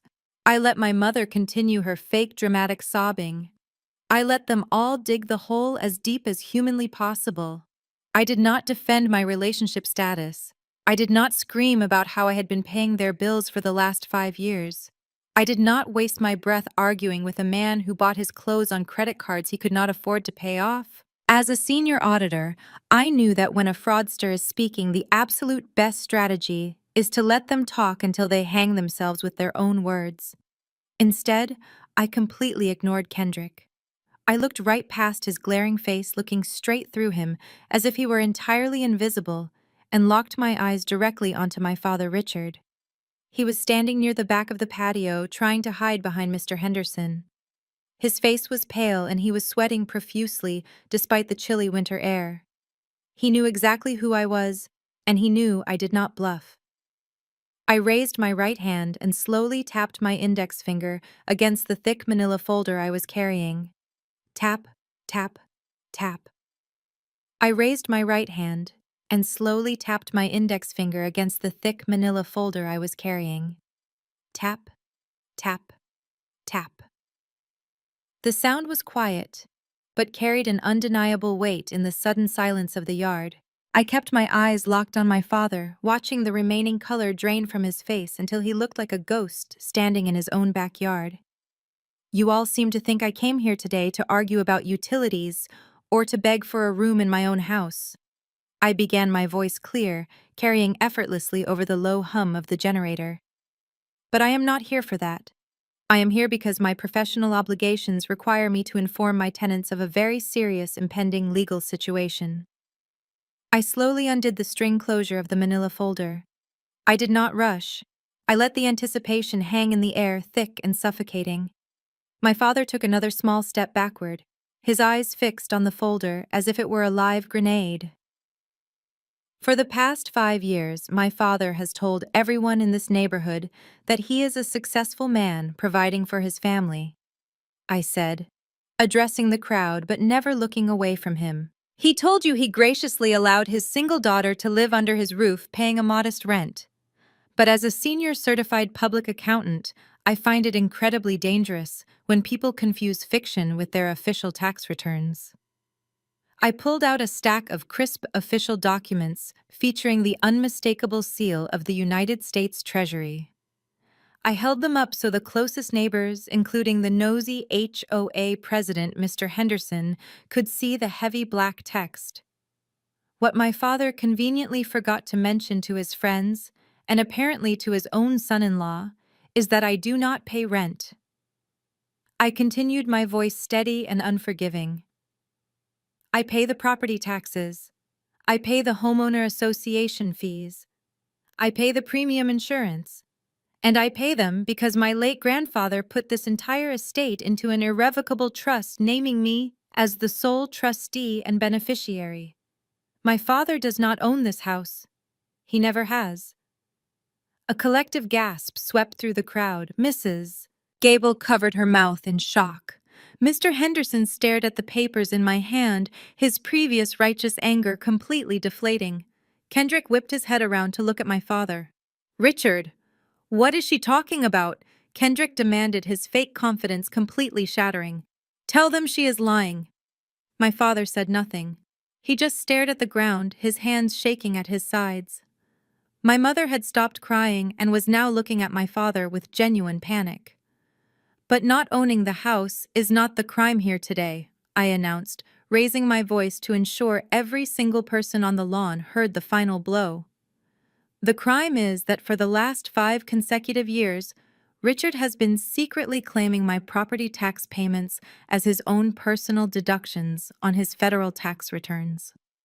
He has been illegally inflating his financial standing to secure credit cards and personal loans to fund this ridiculous lifestyle, all while defrauding the federal government." The silence in the yard was absolute, the kind of silence that only happens when a massive, undeniable truth completely obliterates a long-standing lie. Because I am the legal trustee, I received a notification this morning, I said, pulling the final, most damaging document from the folder. It is an official notice of a comprehensive federal audit. The Internal Revenue Service has flagged all of his returns for severe discrepancies. I looked directly at my father, who was now trembling visibly. I did not feel a single ounce of pity. He had thrown me out into the street. He had called the police on me with malicious intent. He had allowed his golden child to smear my name across the community. Now it was time for him to pay the ultimate price. "I hope you enjoyed the champagne, Dad," I said loudly, ensuring my voice was perfectly clear. "Because the IRS Criminal Investigation Division will be visiting you on Tuesday. I highly suggest you spend whatever money Kendrick has left on a very good federal defense attorney." The neighbors gasped simultaneously and immediately started backing away. The wealthy suburbanites who had just been cheering for my family suddenly treated them like they had a highly contagious disease. No one in that neighborhood wanted to be associated with federal tax fraud. Mr. Henderson quickly set his champagne glass down on a nearby table and practically sprinted toward the side gate. The catering staff stopped serving and nervously began packing up their expensive silver trays. My family was being socially excommunicated in real time. Within seconds, the lavish backyard party transformed into a chaotic evacuation. Mr. Henderson did not even bother to say goodbye. He power-walked down the driveway, completely ignoring my father, who reached out a trembling hand toward him. The other neighbors followed suit, a stampede of wealthy suburbanites desperate to escape the blast radius of a federal tax audit. Car doors began slamming all up and down the street. Engines roared to life as people scrambled to back out of their parking spots, abandoning the half-eaten appetizers and the expensive floral arrangements. The acoustic band quietly packed their instruments into their velvet-lined cases and slipped out the side gate without asking for their final payment. They knew a sinking ship when they saw one. On the patio, my mother was completely falling apart. Patricia clutched her chest, taking short, ragged gasps of air. She staggered backward and collapsed into a white wicker chair, hyperventilating as she watched her precious social reputation evaporate before her very eyes. For decades, she had carefully curated the image of the perfect wealthy family. Now she was the wife of a confessed federal tax cheat, publicly humiliated in front of the very people she spent her entire life trying to impress. Richard was completely frozen. He looked like a man who had just been handed a terminal diagnosis. He stared blankly at the driveway as the last few cars sped away, leaving the yard littered with crushed pink plastic and abandoned champagne flutes. His grand illusion of being the benevolent patriarch was dead. The Internal Revenue Service was not a neighborhood gossip group he could manipulate. It was a massive, unforgiving federal entity, and he knew they would freeze every single bank account he had by Tuesday morning. I stood perfectly still, watching the destruction of their lies. I felt a profound sense of closure.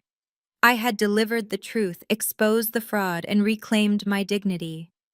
I was fully prepared to turn around, walk back to my waiting black SUV, and leave them to deal with the federal consequences of their own actions. But the silence that followed the departure of the neighbors was suddenly broken by a highly unexpected sound. It started as a low chuckle, a deep, vibrating sound coming from the wooden deck. I looked over and saw Kendrick standing near the catering table. His head was tilted back and his shoulders were shaking. The chuckle quickly escalated into a loud, maniacal laugh. It was a jarring, unhinged sound that echoed over the obnoxious hum of the rented diesel generator. Audrey looked at her husband with wide, terrified eyes. "Kendrick, what are you doing?" she whispered, grabbing his arm. "Stop laughing! Did you not just hear what she said about the audit?" Kendrick shook her hand off roughly. He wiped a tear of mirth from his eye and walked to the edge of the patio, looking down at me with an expression of absolute supreme arrogance. He was not scared. He was not intimidated by the IRS documents in my hand. In fact, he looked like a man who had just won the lottery. "You really think you did something here today, do you not, Clara?" Kendrick sneered, his voice dripping with condescension. "You rolled up in your rented luxury car, crushed my decorations, and scared away a bunch of stuck-up old people with some tax paperwork. You think you completely ruined us." He let out another sharp, mocking laugh. He pointed a finger at my father, who was still staring blankly at the grass. "Let me tell you a little secret," Clara Kendrick said, his tone turning dark and victorious. "I do not care about your father and his stupid tax problems. That is his mess to clean up. Let the federal government audit him. Let them throw him in a white-collar prison for all I care. He is old news." My mother let out a loud, horrified gasp from her wicker chair. "Kendrick, how can you say that?" she cried.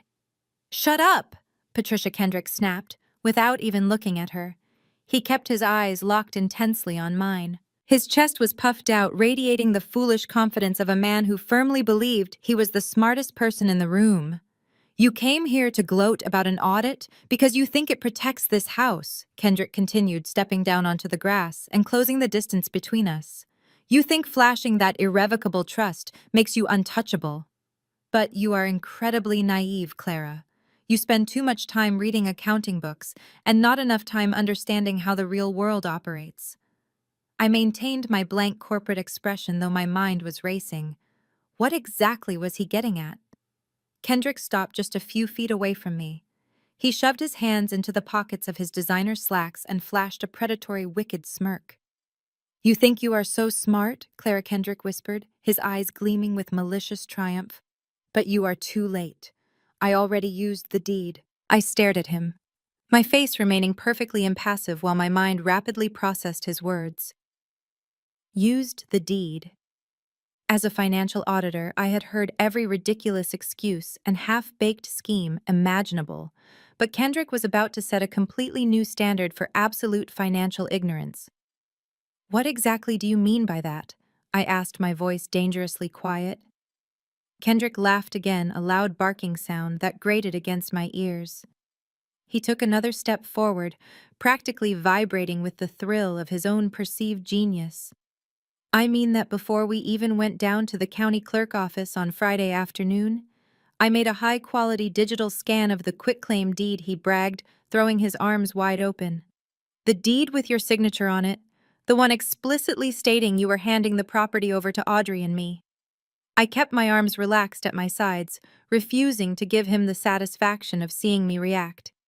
"And what exactly did you do with that scan, Kendrick?" "I leveraged my assets, Clara," he said loudly, using corporate buzzwords he clearly did not understand. "You see, traditional banks are incredibly slow. They are archaic. They take weeks to process a loan, run credit checks, and send out appraisers. But the modern financial world moves fast.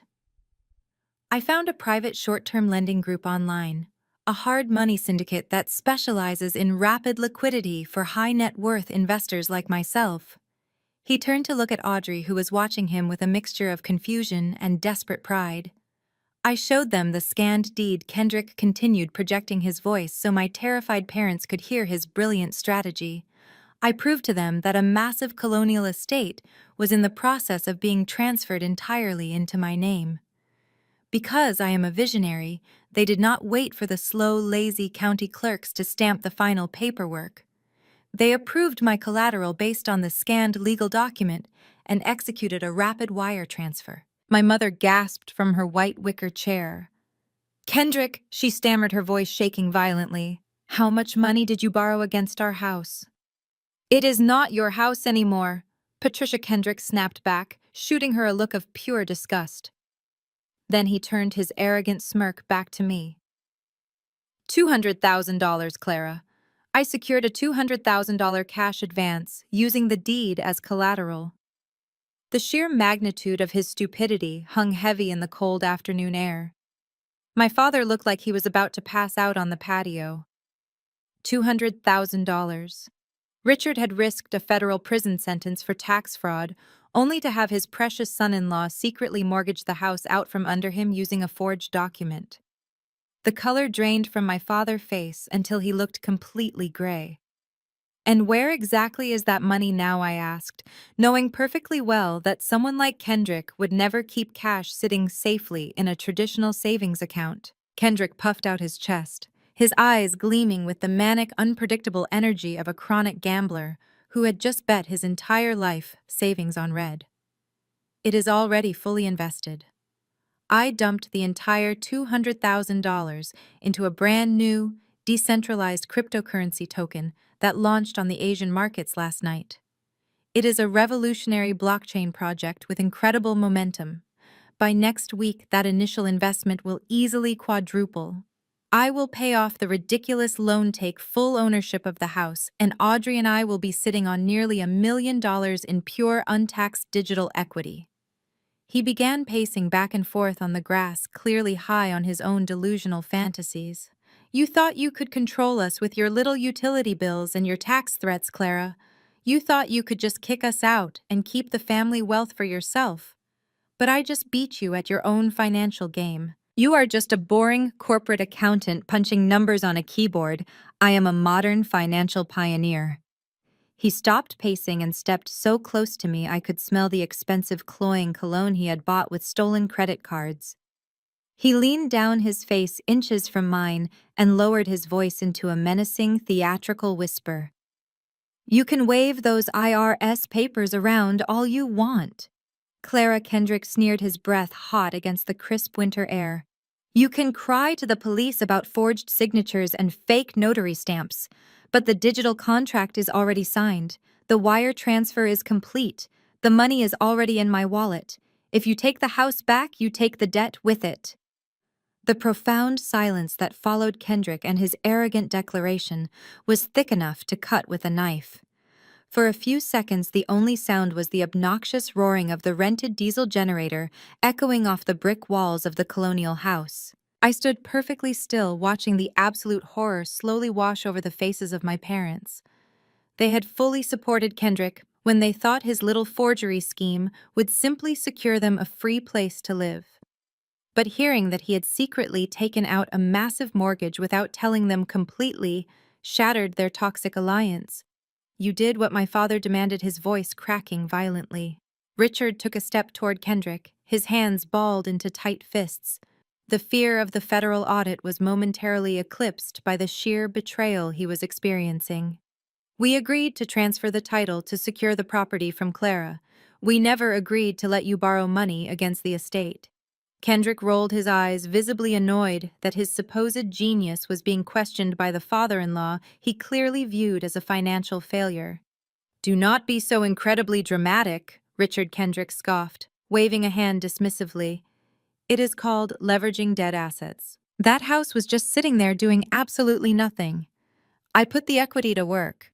When the crypto token skyrockets next week, I will pay off the loan and we will be rich. You should be thanking me on your knees. Thanking you, my mother shrieked, jumping up from the white wicker chair. Patricia pushed past Audrey, her face red and distorted with pure panic. You stole $200,000 against the house we live in. What if your stupid internet money fails Kendrick? What happens to us then? The lenders will foreclose on the property. We will be thrown out onto the street. Kendrick glared at my mother, his fake charm completely dropping to reveal the nasty, selfish grifter he truly was. Oh, shut up, Patricia, he snapped viciously.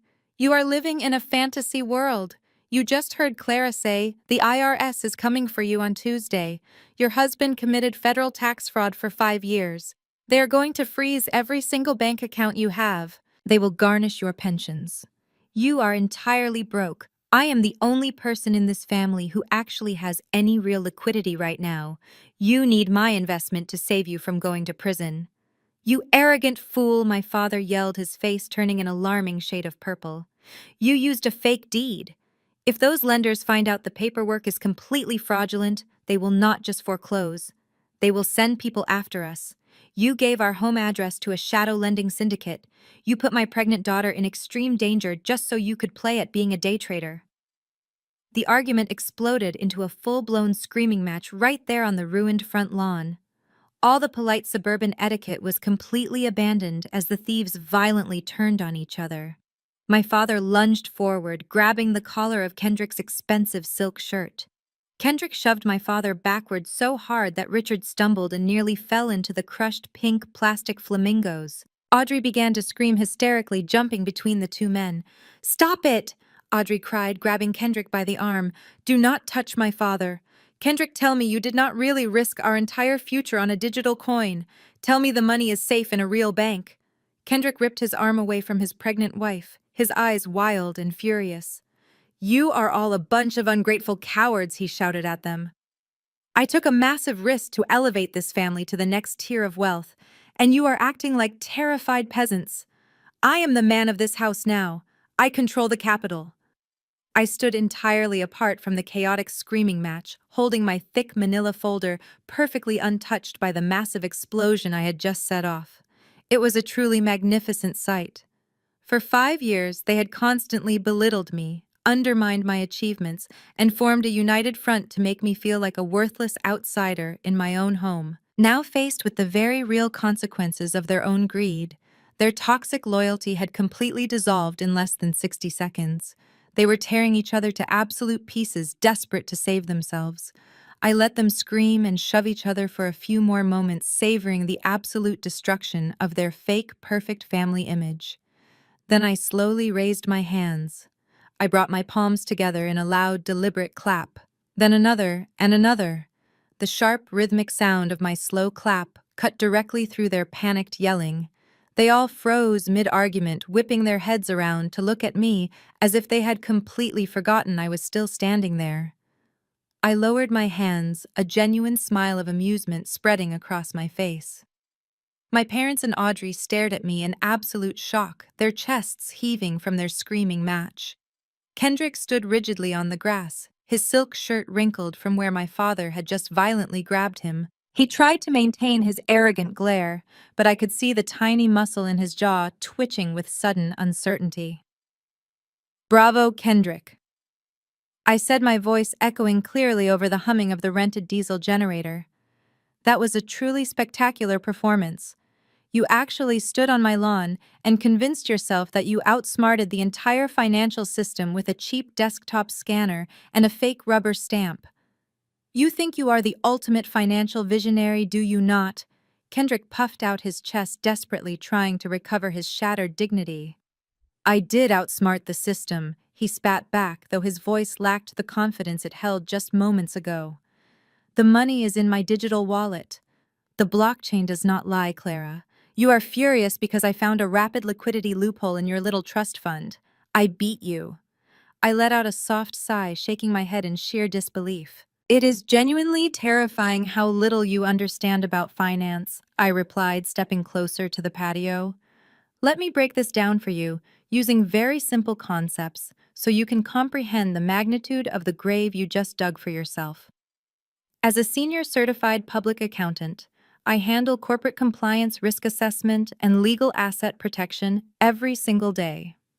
I know exactly how underwriting works." I held up my hand, counting off the points on my fingers.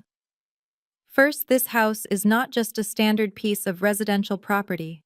It is legally bound within an irrevocable trust. The key word there is irrevocable.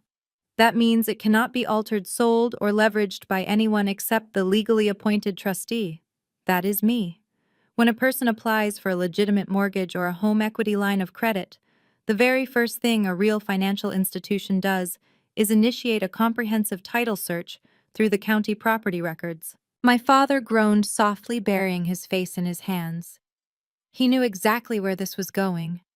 A real bank does not just look at a scanned piece of paper you emailed them from your laptop. I continued, my voice sharp and authoritative. They require an underwriter. They require official certified documents with verified recording stamps from the county clerk. Most importantly, if a property is legally held in a trust, the bank requires the trustee to be physically present. To get a loan on this house, I would have to sit at a massive mahogany table, provide my government identification, and sign the loan documents in blue ink in front of their own registered notary. Kendrick swallowed hard. His eyes darted nervously toward Audrey, who was clutching her stomach and looking at him with pure terror. "But I got the money," Kendrick insisted, his voice cracking slightly as the reality began to set in. "They wired the funds this morning. They saw the deed and they wired the funds immediately." "Yes, they did," I agreed smoothly, enjoying the absolute panic washing over his face. "Because the people you contacted online are not a bank. They are not a federally insured credit union. They are not bound by the strict federal regulations of the traditional financial system you were just bragging about bypassing. Legitimate lenders avoid unverified assets like the plague because it represents an unacceptable risk profile. They would have flagged your fake deed in 5 minutes and reported you for wire fraud." The silence on the patio was deafening. The golden child and her fake entrepreneur husband were finally realizing the catastrophic trap they had walked blindly into. "You bragged about finding a private short-term lending group," I said, taking one final step toward him. "You were so incredibly proud to loudly announce to everyone here that you bypassed the banks. A hard money syndicate that specializes in rapid liquidity and did not care about slow county clerks or proper title searches. Do you know why they did not care about the paperwork, Kendrick? Do you know why they handed you $200,000 without running a legitimate background check? Because they do not rely on the legal court system to collect their debts when you default." I watched the horrifying realization finally click in his eyes. The cocky crypto investor was rapidly transforming into a terrified little boy who had just touched a burning hot stove. Which means, I smiled coldly, looking right into his panicked eyes. "You did not borrow from a bank, Kendrick. You borrowed from a hard money lender, loan sharks." Kendrick stumbled backward as if I had physically struck him. The color drained entirely from his face, leaving him looking sickly and pale under the afternoon sun. He opened his mouth to speak, but no words came out. His arrogant smirk was completely gone, replaced by the raw, unadulterated terror of a man who suddenly realized he was standing on a landmine and had just heard the click. "Do not call them that," Kendrick finally managed to whisper, his voice shaking. "They are a private liquidity syndicate. They have a website. They sent me digital contracts. They are not criminals." I let out a short, harsh laugh. "A website does not make them a federally regulated bank, Kendrick. Anyone can build a website in an hour. Let me explain exactly how this works, since you clearly skipped reading the fine print of your own destruction. Those private lenders do not care about the legal title of this house. They never did. They knew the deed you sent them was sketchy, which is exactly why they charged you an astronomical interest rate and demanded an immediate signature on a personal promissory note." My father let out a quiet, pathetic whimper, leaning heavily against the wooden railing of the patio. "When you default on this massive loan," I continued, my voice cold and surgical, "they are not going to file a civil foreclosure lawsuit in the county courthouse. They are not going to wait 6 months for a judge to review the trust documents. They do not care that I own the house or that your deed was forged. They only care about one thing: the name on the promissory note. Your name, Kendrick." Audrey began to cry harder, her hands trembling as she grabbed her husband by the arm. "Kendrick, please tell me you did not sign a personal guarantee," she begged him. Kendrick could not even look at her. He kept his eyes fixed on me, his breathing shallow and rapid. "They gave you $200,000, I said, taking a step closer to ensure he heard every single word. And they expect to be paid back with heavy interest. When they come to collect, they will not be sending polite letters in the mail. They will be sending people, dangerous people who specialize in extracting money from arrogant fools who think they can outsmart the underworld. And the best part, Kendrick, is that you cannot even go to the police for protection. Why not? Audrey shrieked, her voice echoing across the empty yard. We can call the police. We can tell them he was tricked. Because if he goes to the authorities, I explained calmly, looking at my hysterical sister, he will have to admit exactly how he got the money in the first place. He will have to confess to forging my signature on a legal document and transmitting it electronically across state lines to secure a loan. That is federal wire fraud and bank fraud. The moment he walks into a police station, he will be arrested and charged with multiple felonies. He has completely trapped himself. My mother let out a sharp cry and physically stepped away from Kendrick. She looked at him as if he were a live explosive device. Richard, we need to leave. My mother panicked. We cannot be here. Those people have our home address. They will come here looking for him. My parents were completely abandoning him. The man they had just praised as the ultimate provider was now nothing more than a massive, dangerous liability. But Kendrick was not ready to surrender. A desperate, wild light suddenly flared in his eyes. He grabbed his phone from his pocket, his fingers fumbling with the screen. It does not matter, Kendrick yelled, his voice cracking with pure desperation. You are trying to scare me, Clara, but it is not going to work. I do not need to go to the police. I do not need your house anymore.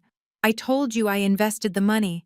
The crypto market is open 24 hours a day. The token I bought is projected to skyrocket.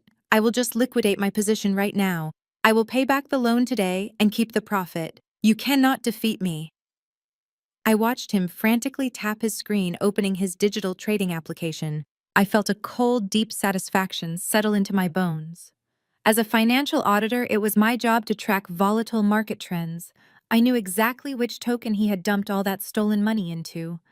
I would not bother checking that portfolio, Kendrick, I said softly. He froze, his thumb hovering over the bright screen. What did you say? He demanded. I checked the international markets this morning over breakfast. I replied, my voice completely devoid of pity. That revolutionary new token you bought into was a classic pump and dump scheme.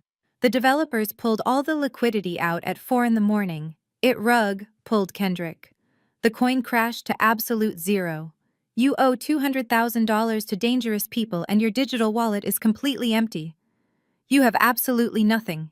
You have absolutely nothing. Kendrick did not argue with me this time.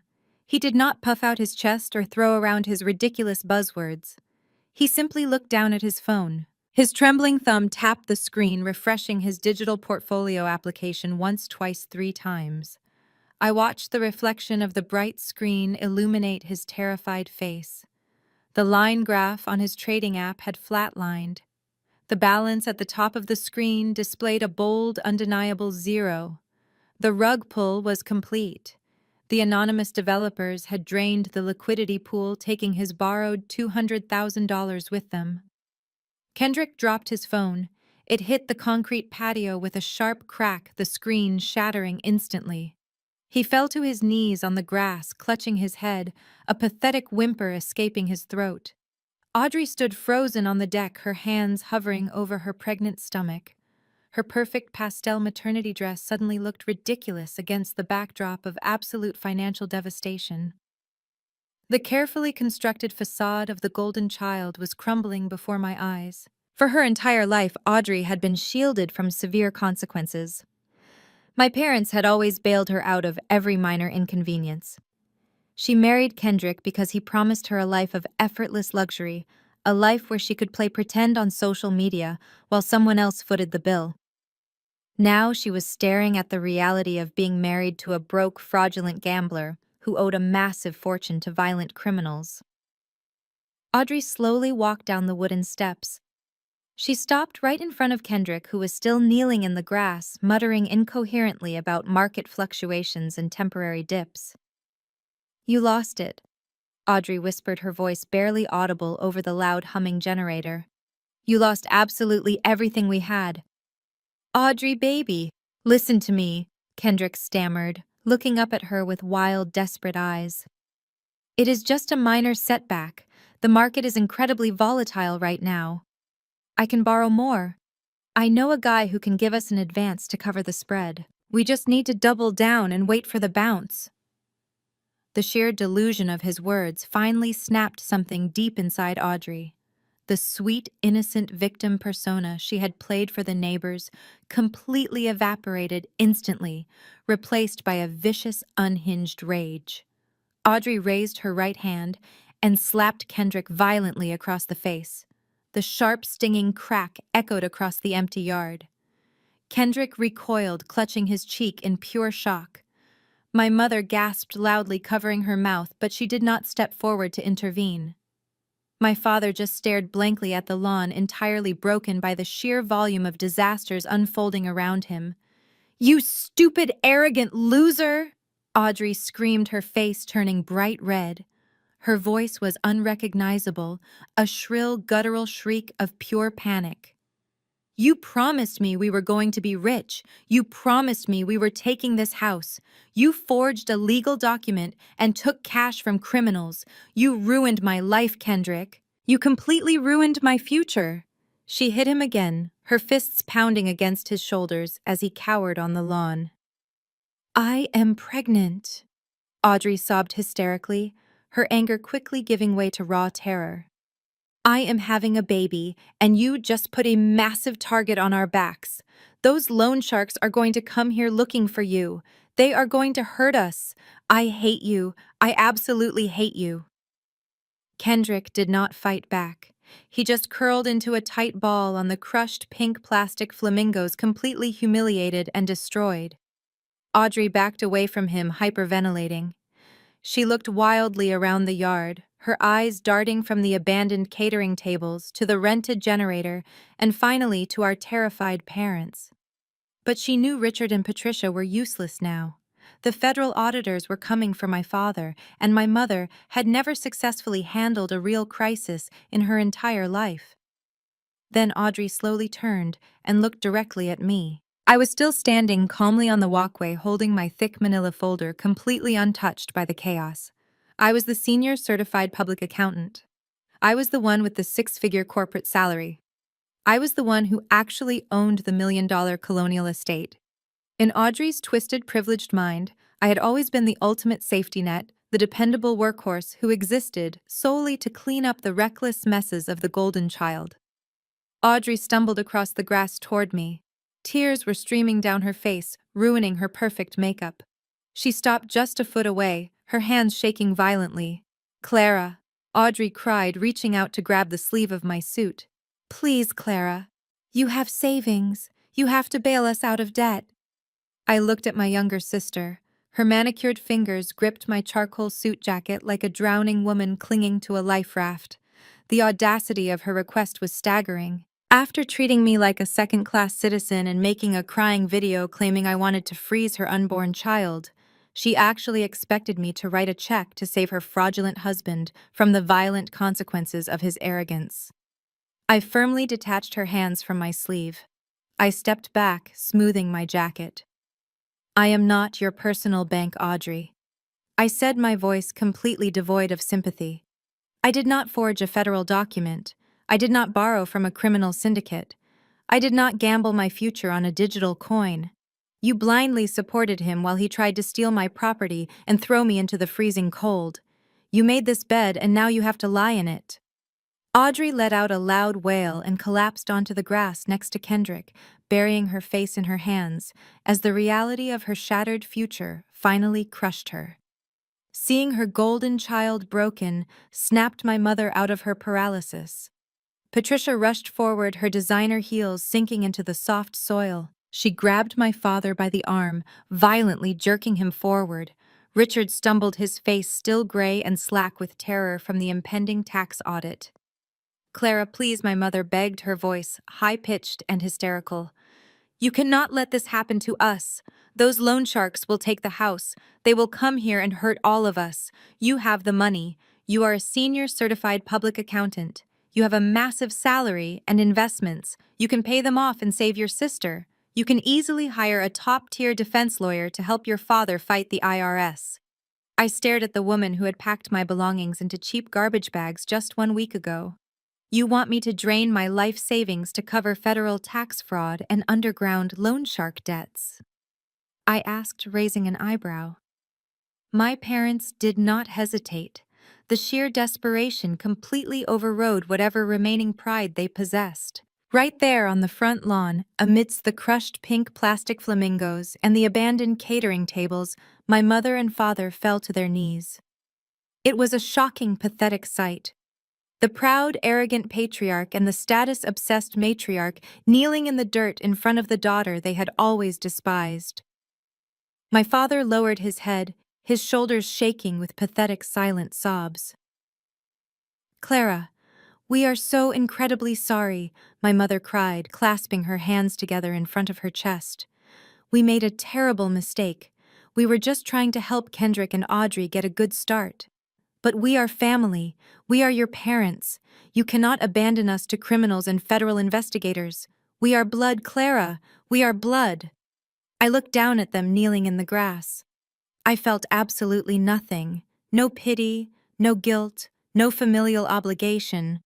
The well of my empathy had run completely dry. Instead of answering her plea, I reached into the interior pocket of my blazer and pulled out my smartphone. I unlocked the screen, opened the camera, and switched it to video mode. I pointed the lens directly at my parents kneeling in the grass and hit the red record button. "What are you doing?" my mother gasped, trying to shield her face with her hands. "I am documenting reality," I replied smoothly, keeping the camera steady. Last night, Audrey posted a highly manipulative video to the homeowner association group crying fake tears and calling me an unhinged monster. She tried to destroy my reputation. So now I am going to publicly record the actual truth. I want a clear video record of the people who tried to steal my house kneeling in the dirt and begging for my money. "Put the damn phone away, Clara," my father pleaded weakly, not daring to look up at the camera lens. "Please, just help us. We are blood." I zoomed in slightly on his trembling figure. "Blood?" I asked, my voice ringing out with absolute authority over the loud humming of the rented diesel generator. "Last Sunday you comfortably sat at a dining table that I paid for. You threw my house key into my dinner plate. You handed me a cheap suitcase. You looked me dead in the eye and told me that I was nothing to you. You told me I was taking up space and ordered me to leave." I lowered the phone slightly, making sure to capture the absolute terror in their eyes. "I am not abandoning my family." I smiled coldly. "I am just following your orders." I pressed stop, saving the video to my cloud storage. I slipped the heavy phone back into my tailored suit jacket pocket. A heavy silence followed, broken only by the continuous mechanical drone of the rented generator and the muffled sobs of my mother. My father remained on his knees, staring at the crushed pink plastic flamingos scattered across the lawn. He looked entirely broken, a hollow shell of the arrogant man who threw my house key into my dinner plate last week. I opened the thick manila folder one last time. One final document was tucked safely behind the federal tax audit notices. I pulled it out. It was formally drafted and stamped by Lawyer Harrison earlier that morning. I stepped forward and held the crisp, white document out toward my father. Richard did not reach for it. He just stared at the paper as if it were laced with poison. His hands remained limply at his sides, trembling slightly. "Take it, Dad," I commanded, my voice sharp and entirely devoid of warmth. "Consider this my final contribution." Trembling violently, my father took the document. His eyes darted across the bold letters at the top of the page. He struggled to comprehend the legal terminology through his panic. "What is this?" my father asked, his voice barely a whisper. "What more could you possibly do to us?" "That is an official 3-day pay or quit notice," I explained calmly, making sure Audrey and Kendrick could hear every word. "You see, when you kicked me out last Sunday, you explicitly told me that I was a tenant who had worn out her welcome. You claimed I was taking up space. You wanted to play the strict landlord evicting a useless renter. I simply decided to hold you to your own standard." My mother stopped crying and looked up, her tear-streaked face twisting in confusion. What are you talking about? For 5 years, I paid the property taxes, homeowner association fees, and insurance premiums out of my own pocket, I said. You told Kendrick and Audrey that I was paying you rent. We all know I never paid a single dime for living in that guest bedroom. Since you occupy a $1 million estate belonging entirely to my irrevocable trust, and you have no legal ownership, you are the tenants. I pointed to the second paragraph of the legal document my father was holding. Lawyer Harrison conducted a market analysis of residential leasing rates in this specific wealthy suburb, I continued. The fair market rental value for a 5-bedroom, fully furnished colonial estate with a heated swimming pool is exactly $3,000 a month. You have lived in my property completely rent-free for 60 consecutive months. My father gasped, his eyes widening in absolute horror as he did the mental math. 60 months multiplied by $3,000 equals exactly $180,000, I stated clearly, watching the devastating realization crush whatever was left of his spirit. I am charging you retroactively for 5 years of unpaid fair market rent. I am legally permitted to do this because there was never a signed lease agreement waiving your rental obligations. You simply squatted in my trust asset. You cannot be serious, Audrey shrieked from the patio steps, scrambling to her feet. You cannot charge your own parents' rent. That is illegal. You are just making this up to torture us. It is perfectly legal, Audrey, I replied, without even glancing in her direction. Lawyer Harrison made absolutely sure every single clause fully complies with strict Texas real estate law. A judge will rubber stamp this eviction before you even have time to pack your bags. My mother grabbed my father by the arm, shaking him violently. Richard, tell her she cannot do this. Tell her we do not have that kind of money. We do not even have a fraction of that money. My father could not speak. He just stared blankly at the staggering financial figure printed boldly at the bottom of the page. $180,000. It was an absolute death sentence. With his impending federal tax audit, his frozen accounts, and Kendrick owing $200,000 to an underground criminal syndicate, they were buried under a mountain of catastrophic debt they could never escape. I adjusted my charcoal gray blazer, preparing to leave. I had delivered the absolute truth. I had dismantled their lies. I had secured my freedom. You wanted me out of your house, I said, my voice echoing clearly across the ruined front yard. Now I want you out of mine. You have 72 hours to pay me $180,000 in cash, or the sheriff removes you by force. The 72 hours passed exactly as I knew they would, slowly, painfully, and without a single miracle to save them. By Wednesday morning, the deadline had officially expired. They had not raised a single dime. My father had his bank accounts frozen by the Internal Revenue Service. My mother had no personal savings. Audrey had no actual income. And Kendrick had blown his stolen $200,000 on a dead digital token. They were completely broke. At exactly 9 in the morning, I pulled up to the curb of the Colonial Estate in my premium rideshare vehicle. Right behind me were 2 heavy white patrol vehicles belonging to the Travis County Sheriff Department. The flashing red and blue lights reflected off the cold morning pavement. I stepped out of the car holding my authorized eviction paperwork.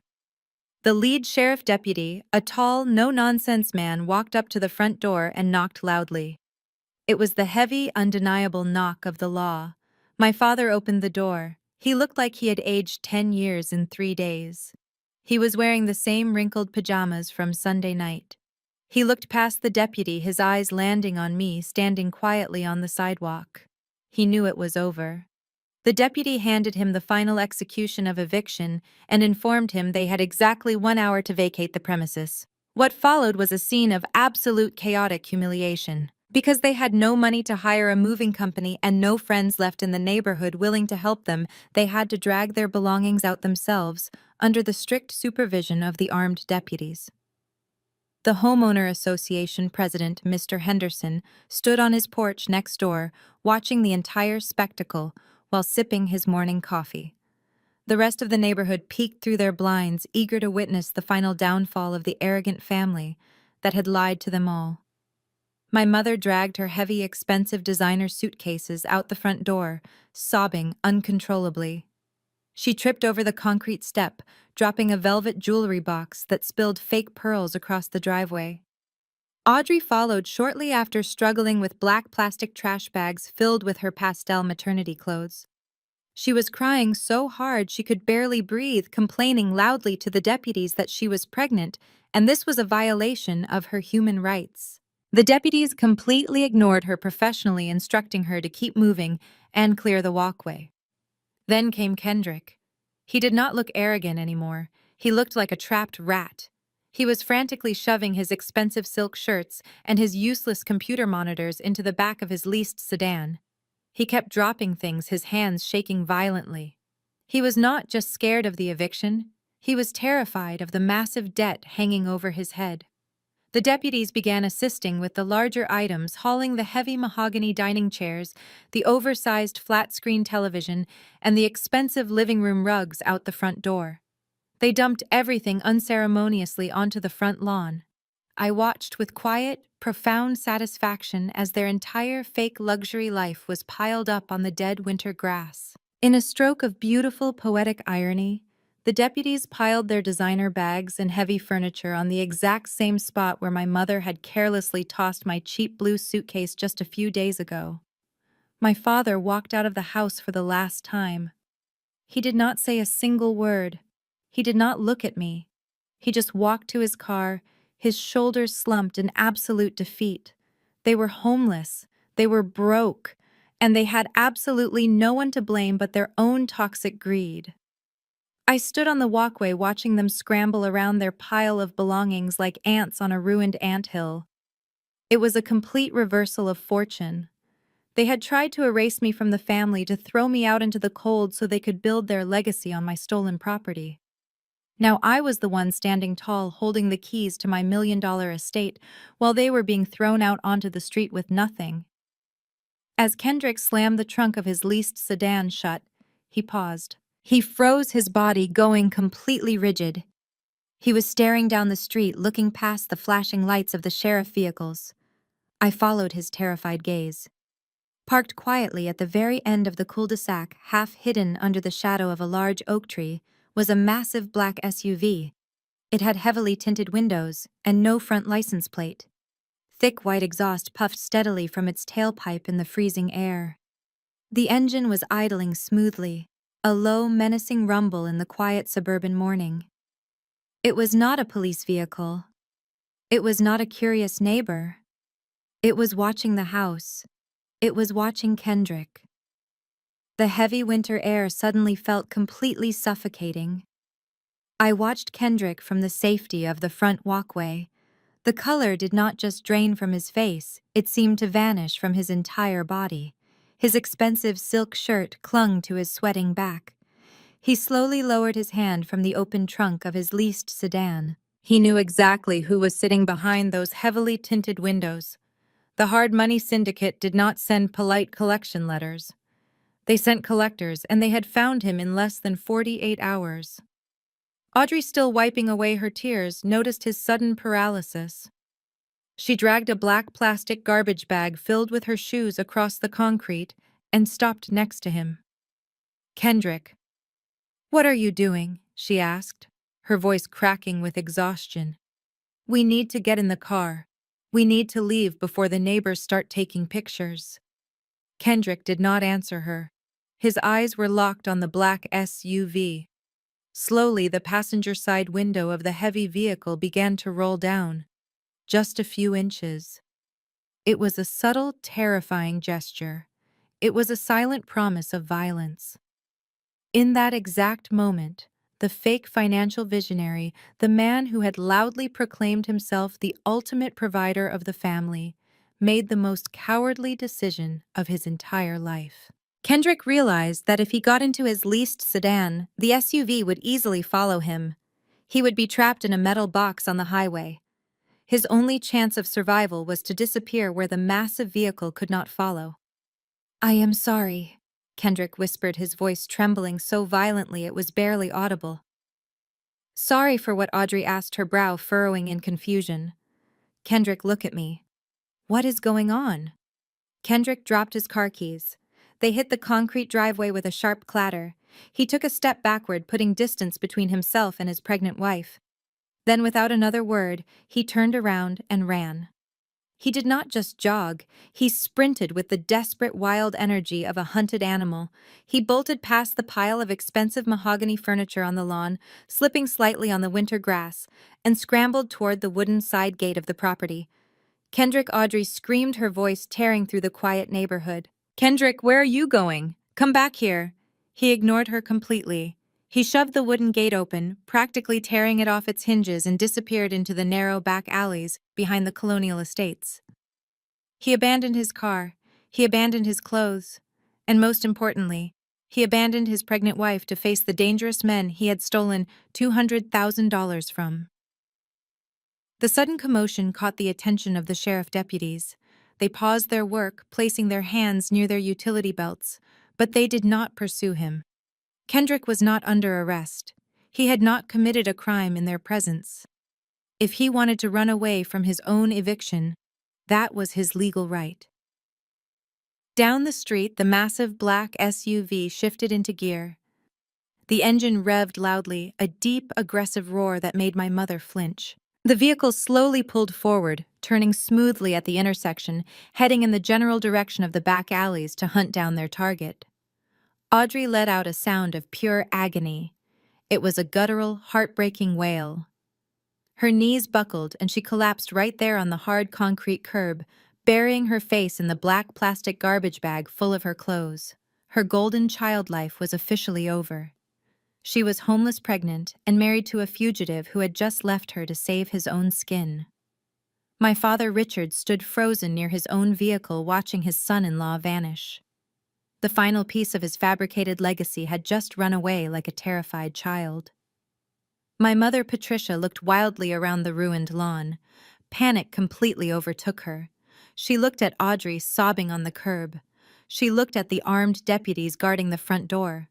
Finally, she looked at me. I was stepping into the back seat of my premium rideshare vehicle, ready to leave this nightmare behind me forever. "Wait," my mother yelled, her voice frantic. "Clara, please wait. We have absolutely nowhere to go. We do not have money for a motel. Just give us a few $100s, please." I pulled the heavy car door shut, securing myself inside the quiet, climate-controlled cabin. I looked at her through the pristine glass window. I did not roll it down. Desperate, my mother pulled her cell phone from her designer purse. Her hands shook so badly she nearly dropped it. She frantically tapped my name in her contacts, hoping to reach me, hoping to manipulate my empathy one last time. I watched her press the phone to her ear. I watched her expression shift from desperate hope to absolute crushing despair, because she did not hear my voice. Instead, the phone simply returned an automated message. "The number you are trying to reach has blocked you. The number you are trying to reach has blocked you." I did not stay to watch my mother process the finality of that automated message. I went straight back to my premium luxury hotel room. I had a busy afternoon ahead of me. By 2 in the afternoon, I returned to the northern suburbs. The massive colonial estate was entirely silent. The heavy wooden furniture, the cheap blue suitcase, the black garbage bags, and the terrified family were completely gone. The front lawn was empty save for the crushed pieces of bright pink plastic flamingos scattered across the dead winter grass. The neighborhood had returned to its usual quiet state. I stepped out of my premium rideshare vehicle just as a large commercial van pulled into the main driveway. The side panel displayed the logo of the most expensive locksmith in Travis County. A burly man in a heavy work jacket stepped out carrying a metal toolbox. I met him on the front walkway. "I need every single lock on this property changed immediately," I instructed him, my voice brisk and professional. The front door, the back patio, the garage side entrance, and all the sliding glass windows. Do not leave a single access point unsecured." The locksmith nodded and immediately went to work. As he began drilling out the old brass lock on the front oak door, a second commercial vehicle arrived. This one belonged to a premium residential security firm. For 5 years, my father had refused to pay for a modern alarm system.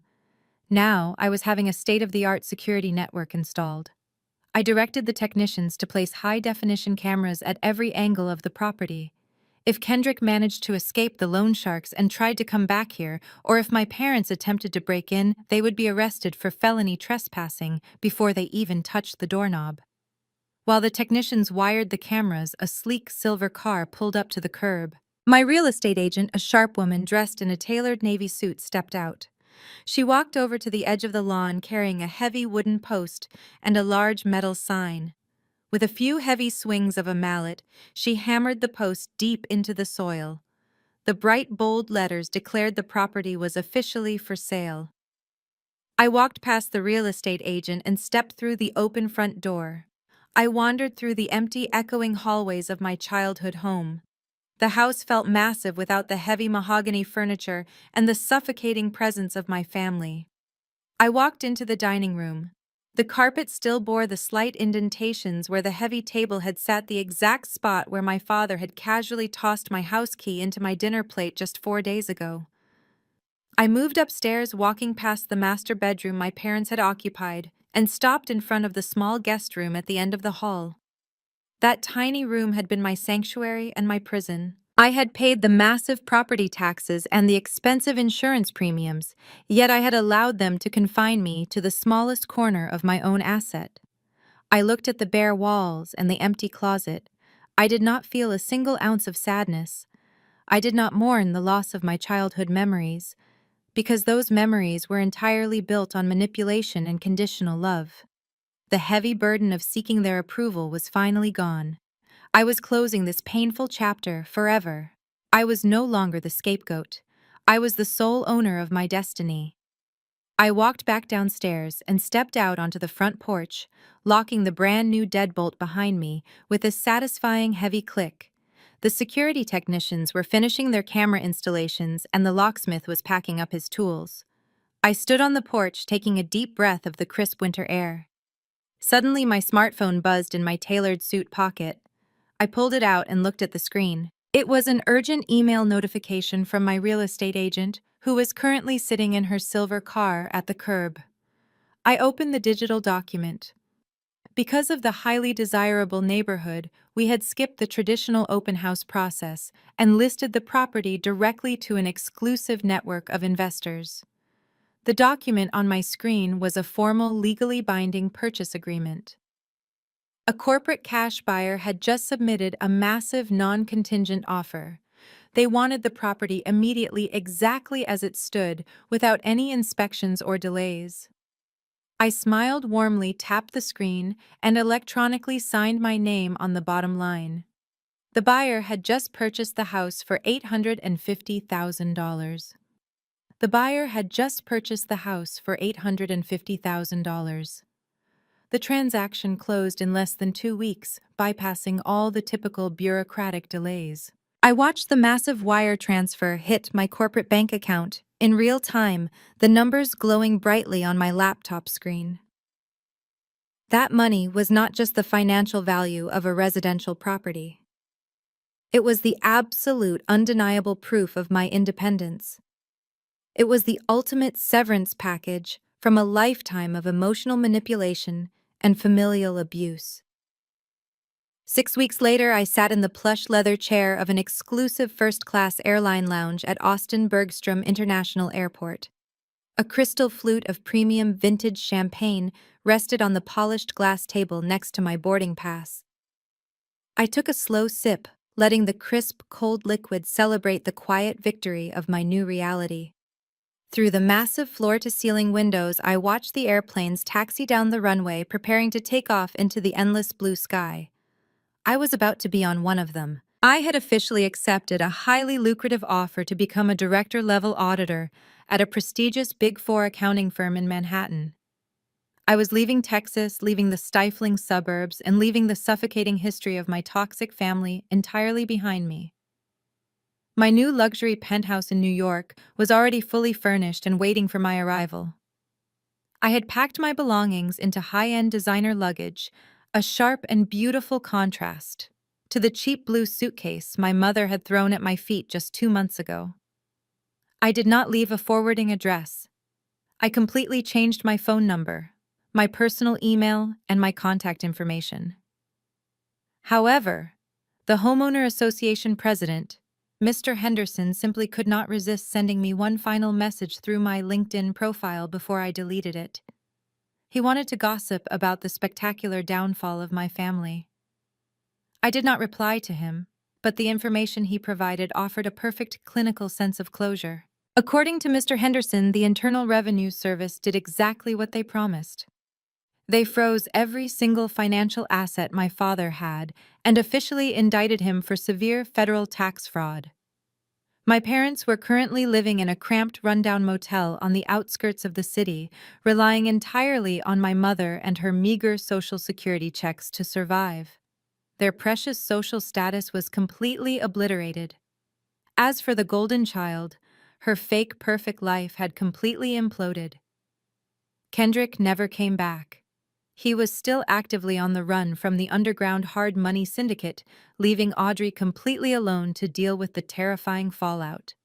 She was forced to move into a tiny government-subsidized apartment entirely dependent on state welfare programs to prepare for her new baby. The Homeowner Association had permanently banned all of them from ever setting foot in the neighborhood again. They had demanded that I fund their delusions. They had called me a useless spinster taking up space. But the very moment my financial support vanished, they collapsed like a fragile house of cards. They learned the hardest lesson possible. You cannot build a legacy on stolen ground, and you certainly cannot survive when you maliciously bite the only hand that has been quietly feeding you for half a decade. I took another sip of my champagne, leaning back into the comfortable leather chair. I felt a profound sense of absolute peace. For so many years, I believed that family was an unbreakable bond. Society constantly tells us that blood is thicker than water, that we must forgive and endure the abuse of our relatives simply because we share the same genetics. But as a senior auditor, I view the world through the strict lens of debts, assets, and liabilities. I am here to tell you that toxic family is a debt you absolutely do not have to pay. You do not owe your sanity to people who constantly disrespect your boundaries. You do not owe your hard-earned success to people who actively try to tear you down. You are not required to set yourself on fire just to keep toxic people warm. The guilt they try to place on your shoulders is nothing more than a manipulation tactic to keep you under their control. When you finally find the courage to walk away, to cut the cord, and stop funding their disrespect, you will realize that their power over you was just a complete illusion. You hold the keys to your own life. They told me to leave the key and not come back. It was the greatest gift they ever gave me. My flight has just been called for first-class boarding. I am ready to start my new life. Have you ever had to evict toxic family from your life? Share your story in the comments. I am Clara, and walking away was the best investment I ever made. Clara's story serves as a powerful reminder that blood relations do not automatically entitle anyone to your resources, your peace of mind, or your unconditional submission. The most profound lesson learned from this narrative is the absolute necessity of establishing and enforcing uncompromising boundaries, especially with those who claim to be family. For years, Clara was the invisible pillar holding her family's extravagant and deceitful lifestyle together. Because she was their daughter and sister, they expected her to quietly absorb their financial burdens while simultaneously enduring their emotional abuse and blatant disrespect. Society often conditions us to believe that we must tolerate mistreatment from our relatives, trapping us in a cycle of relentless obligation and guilt.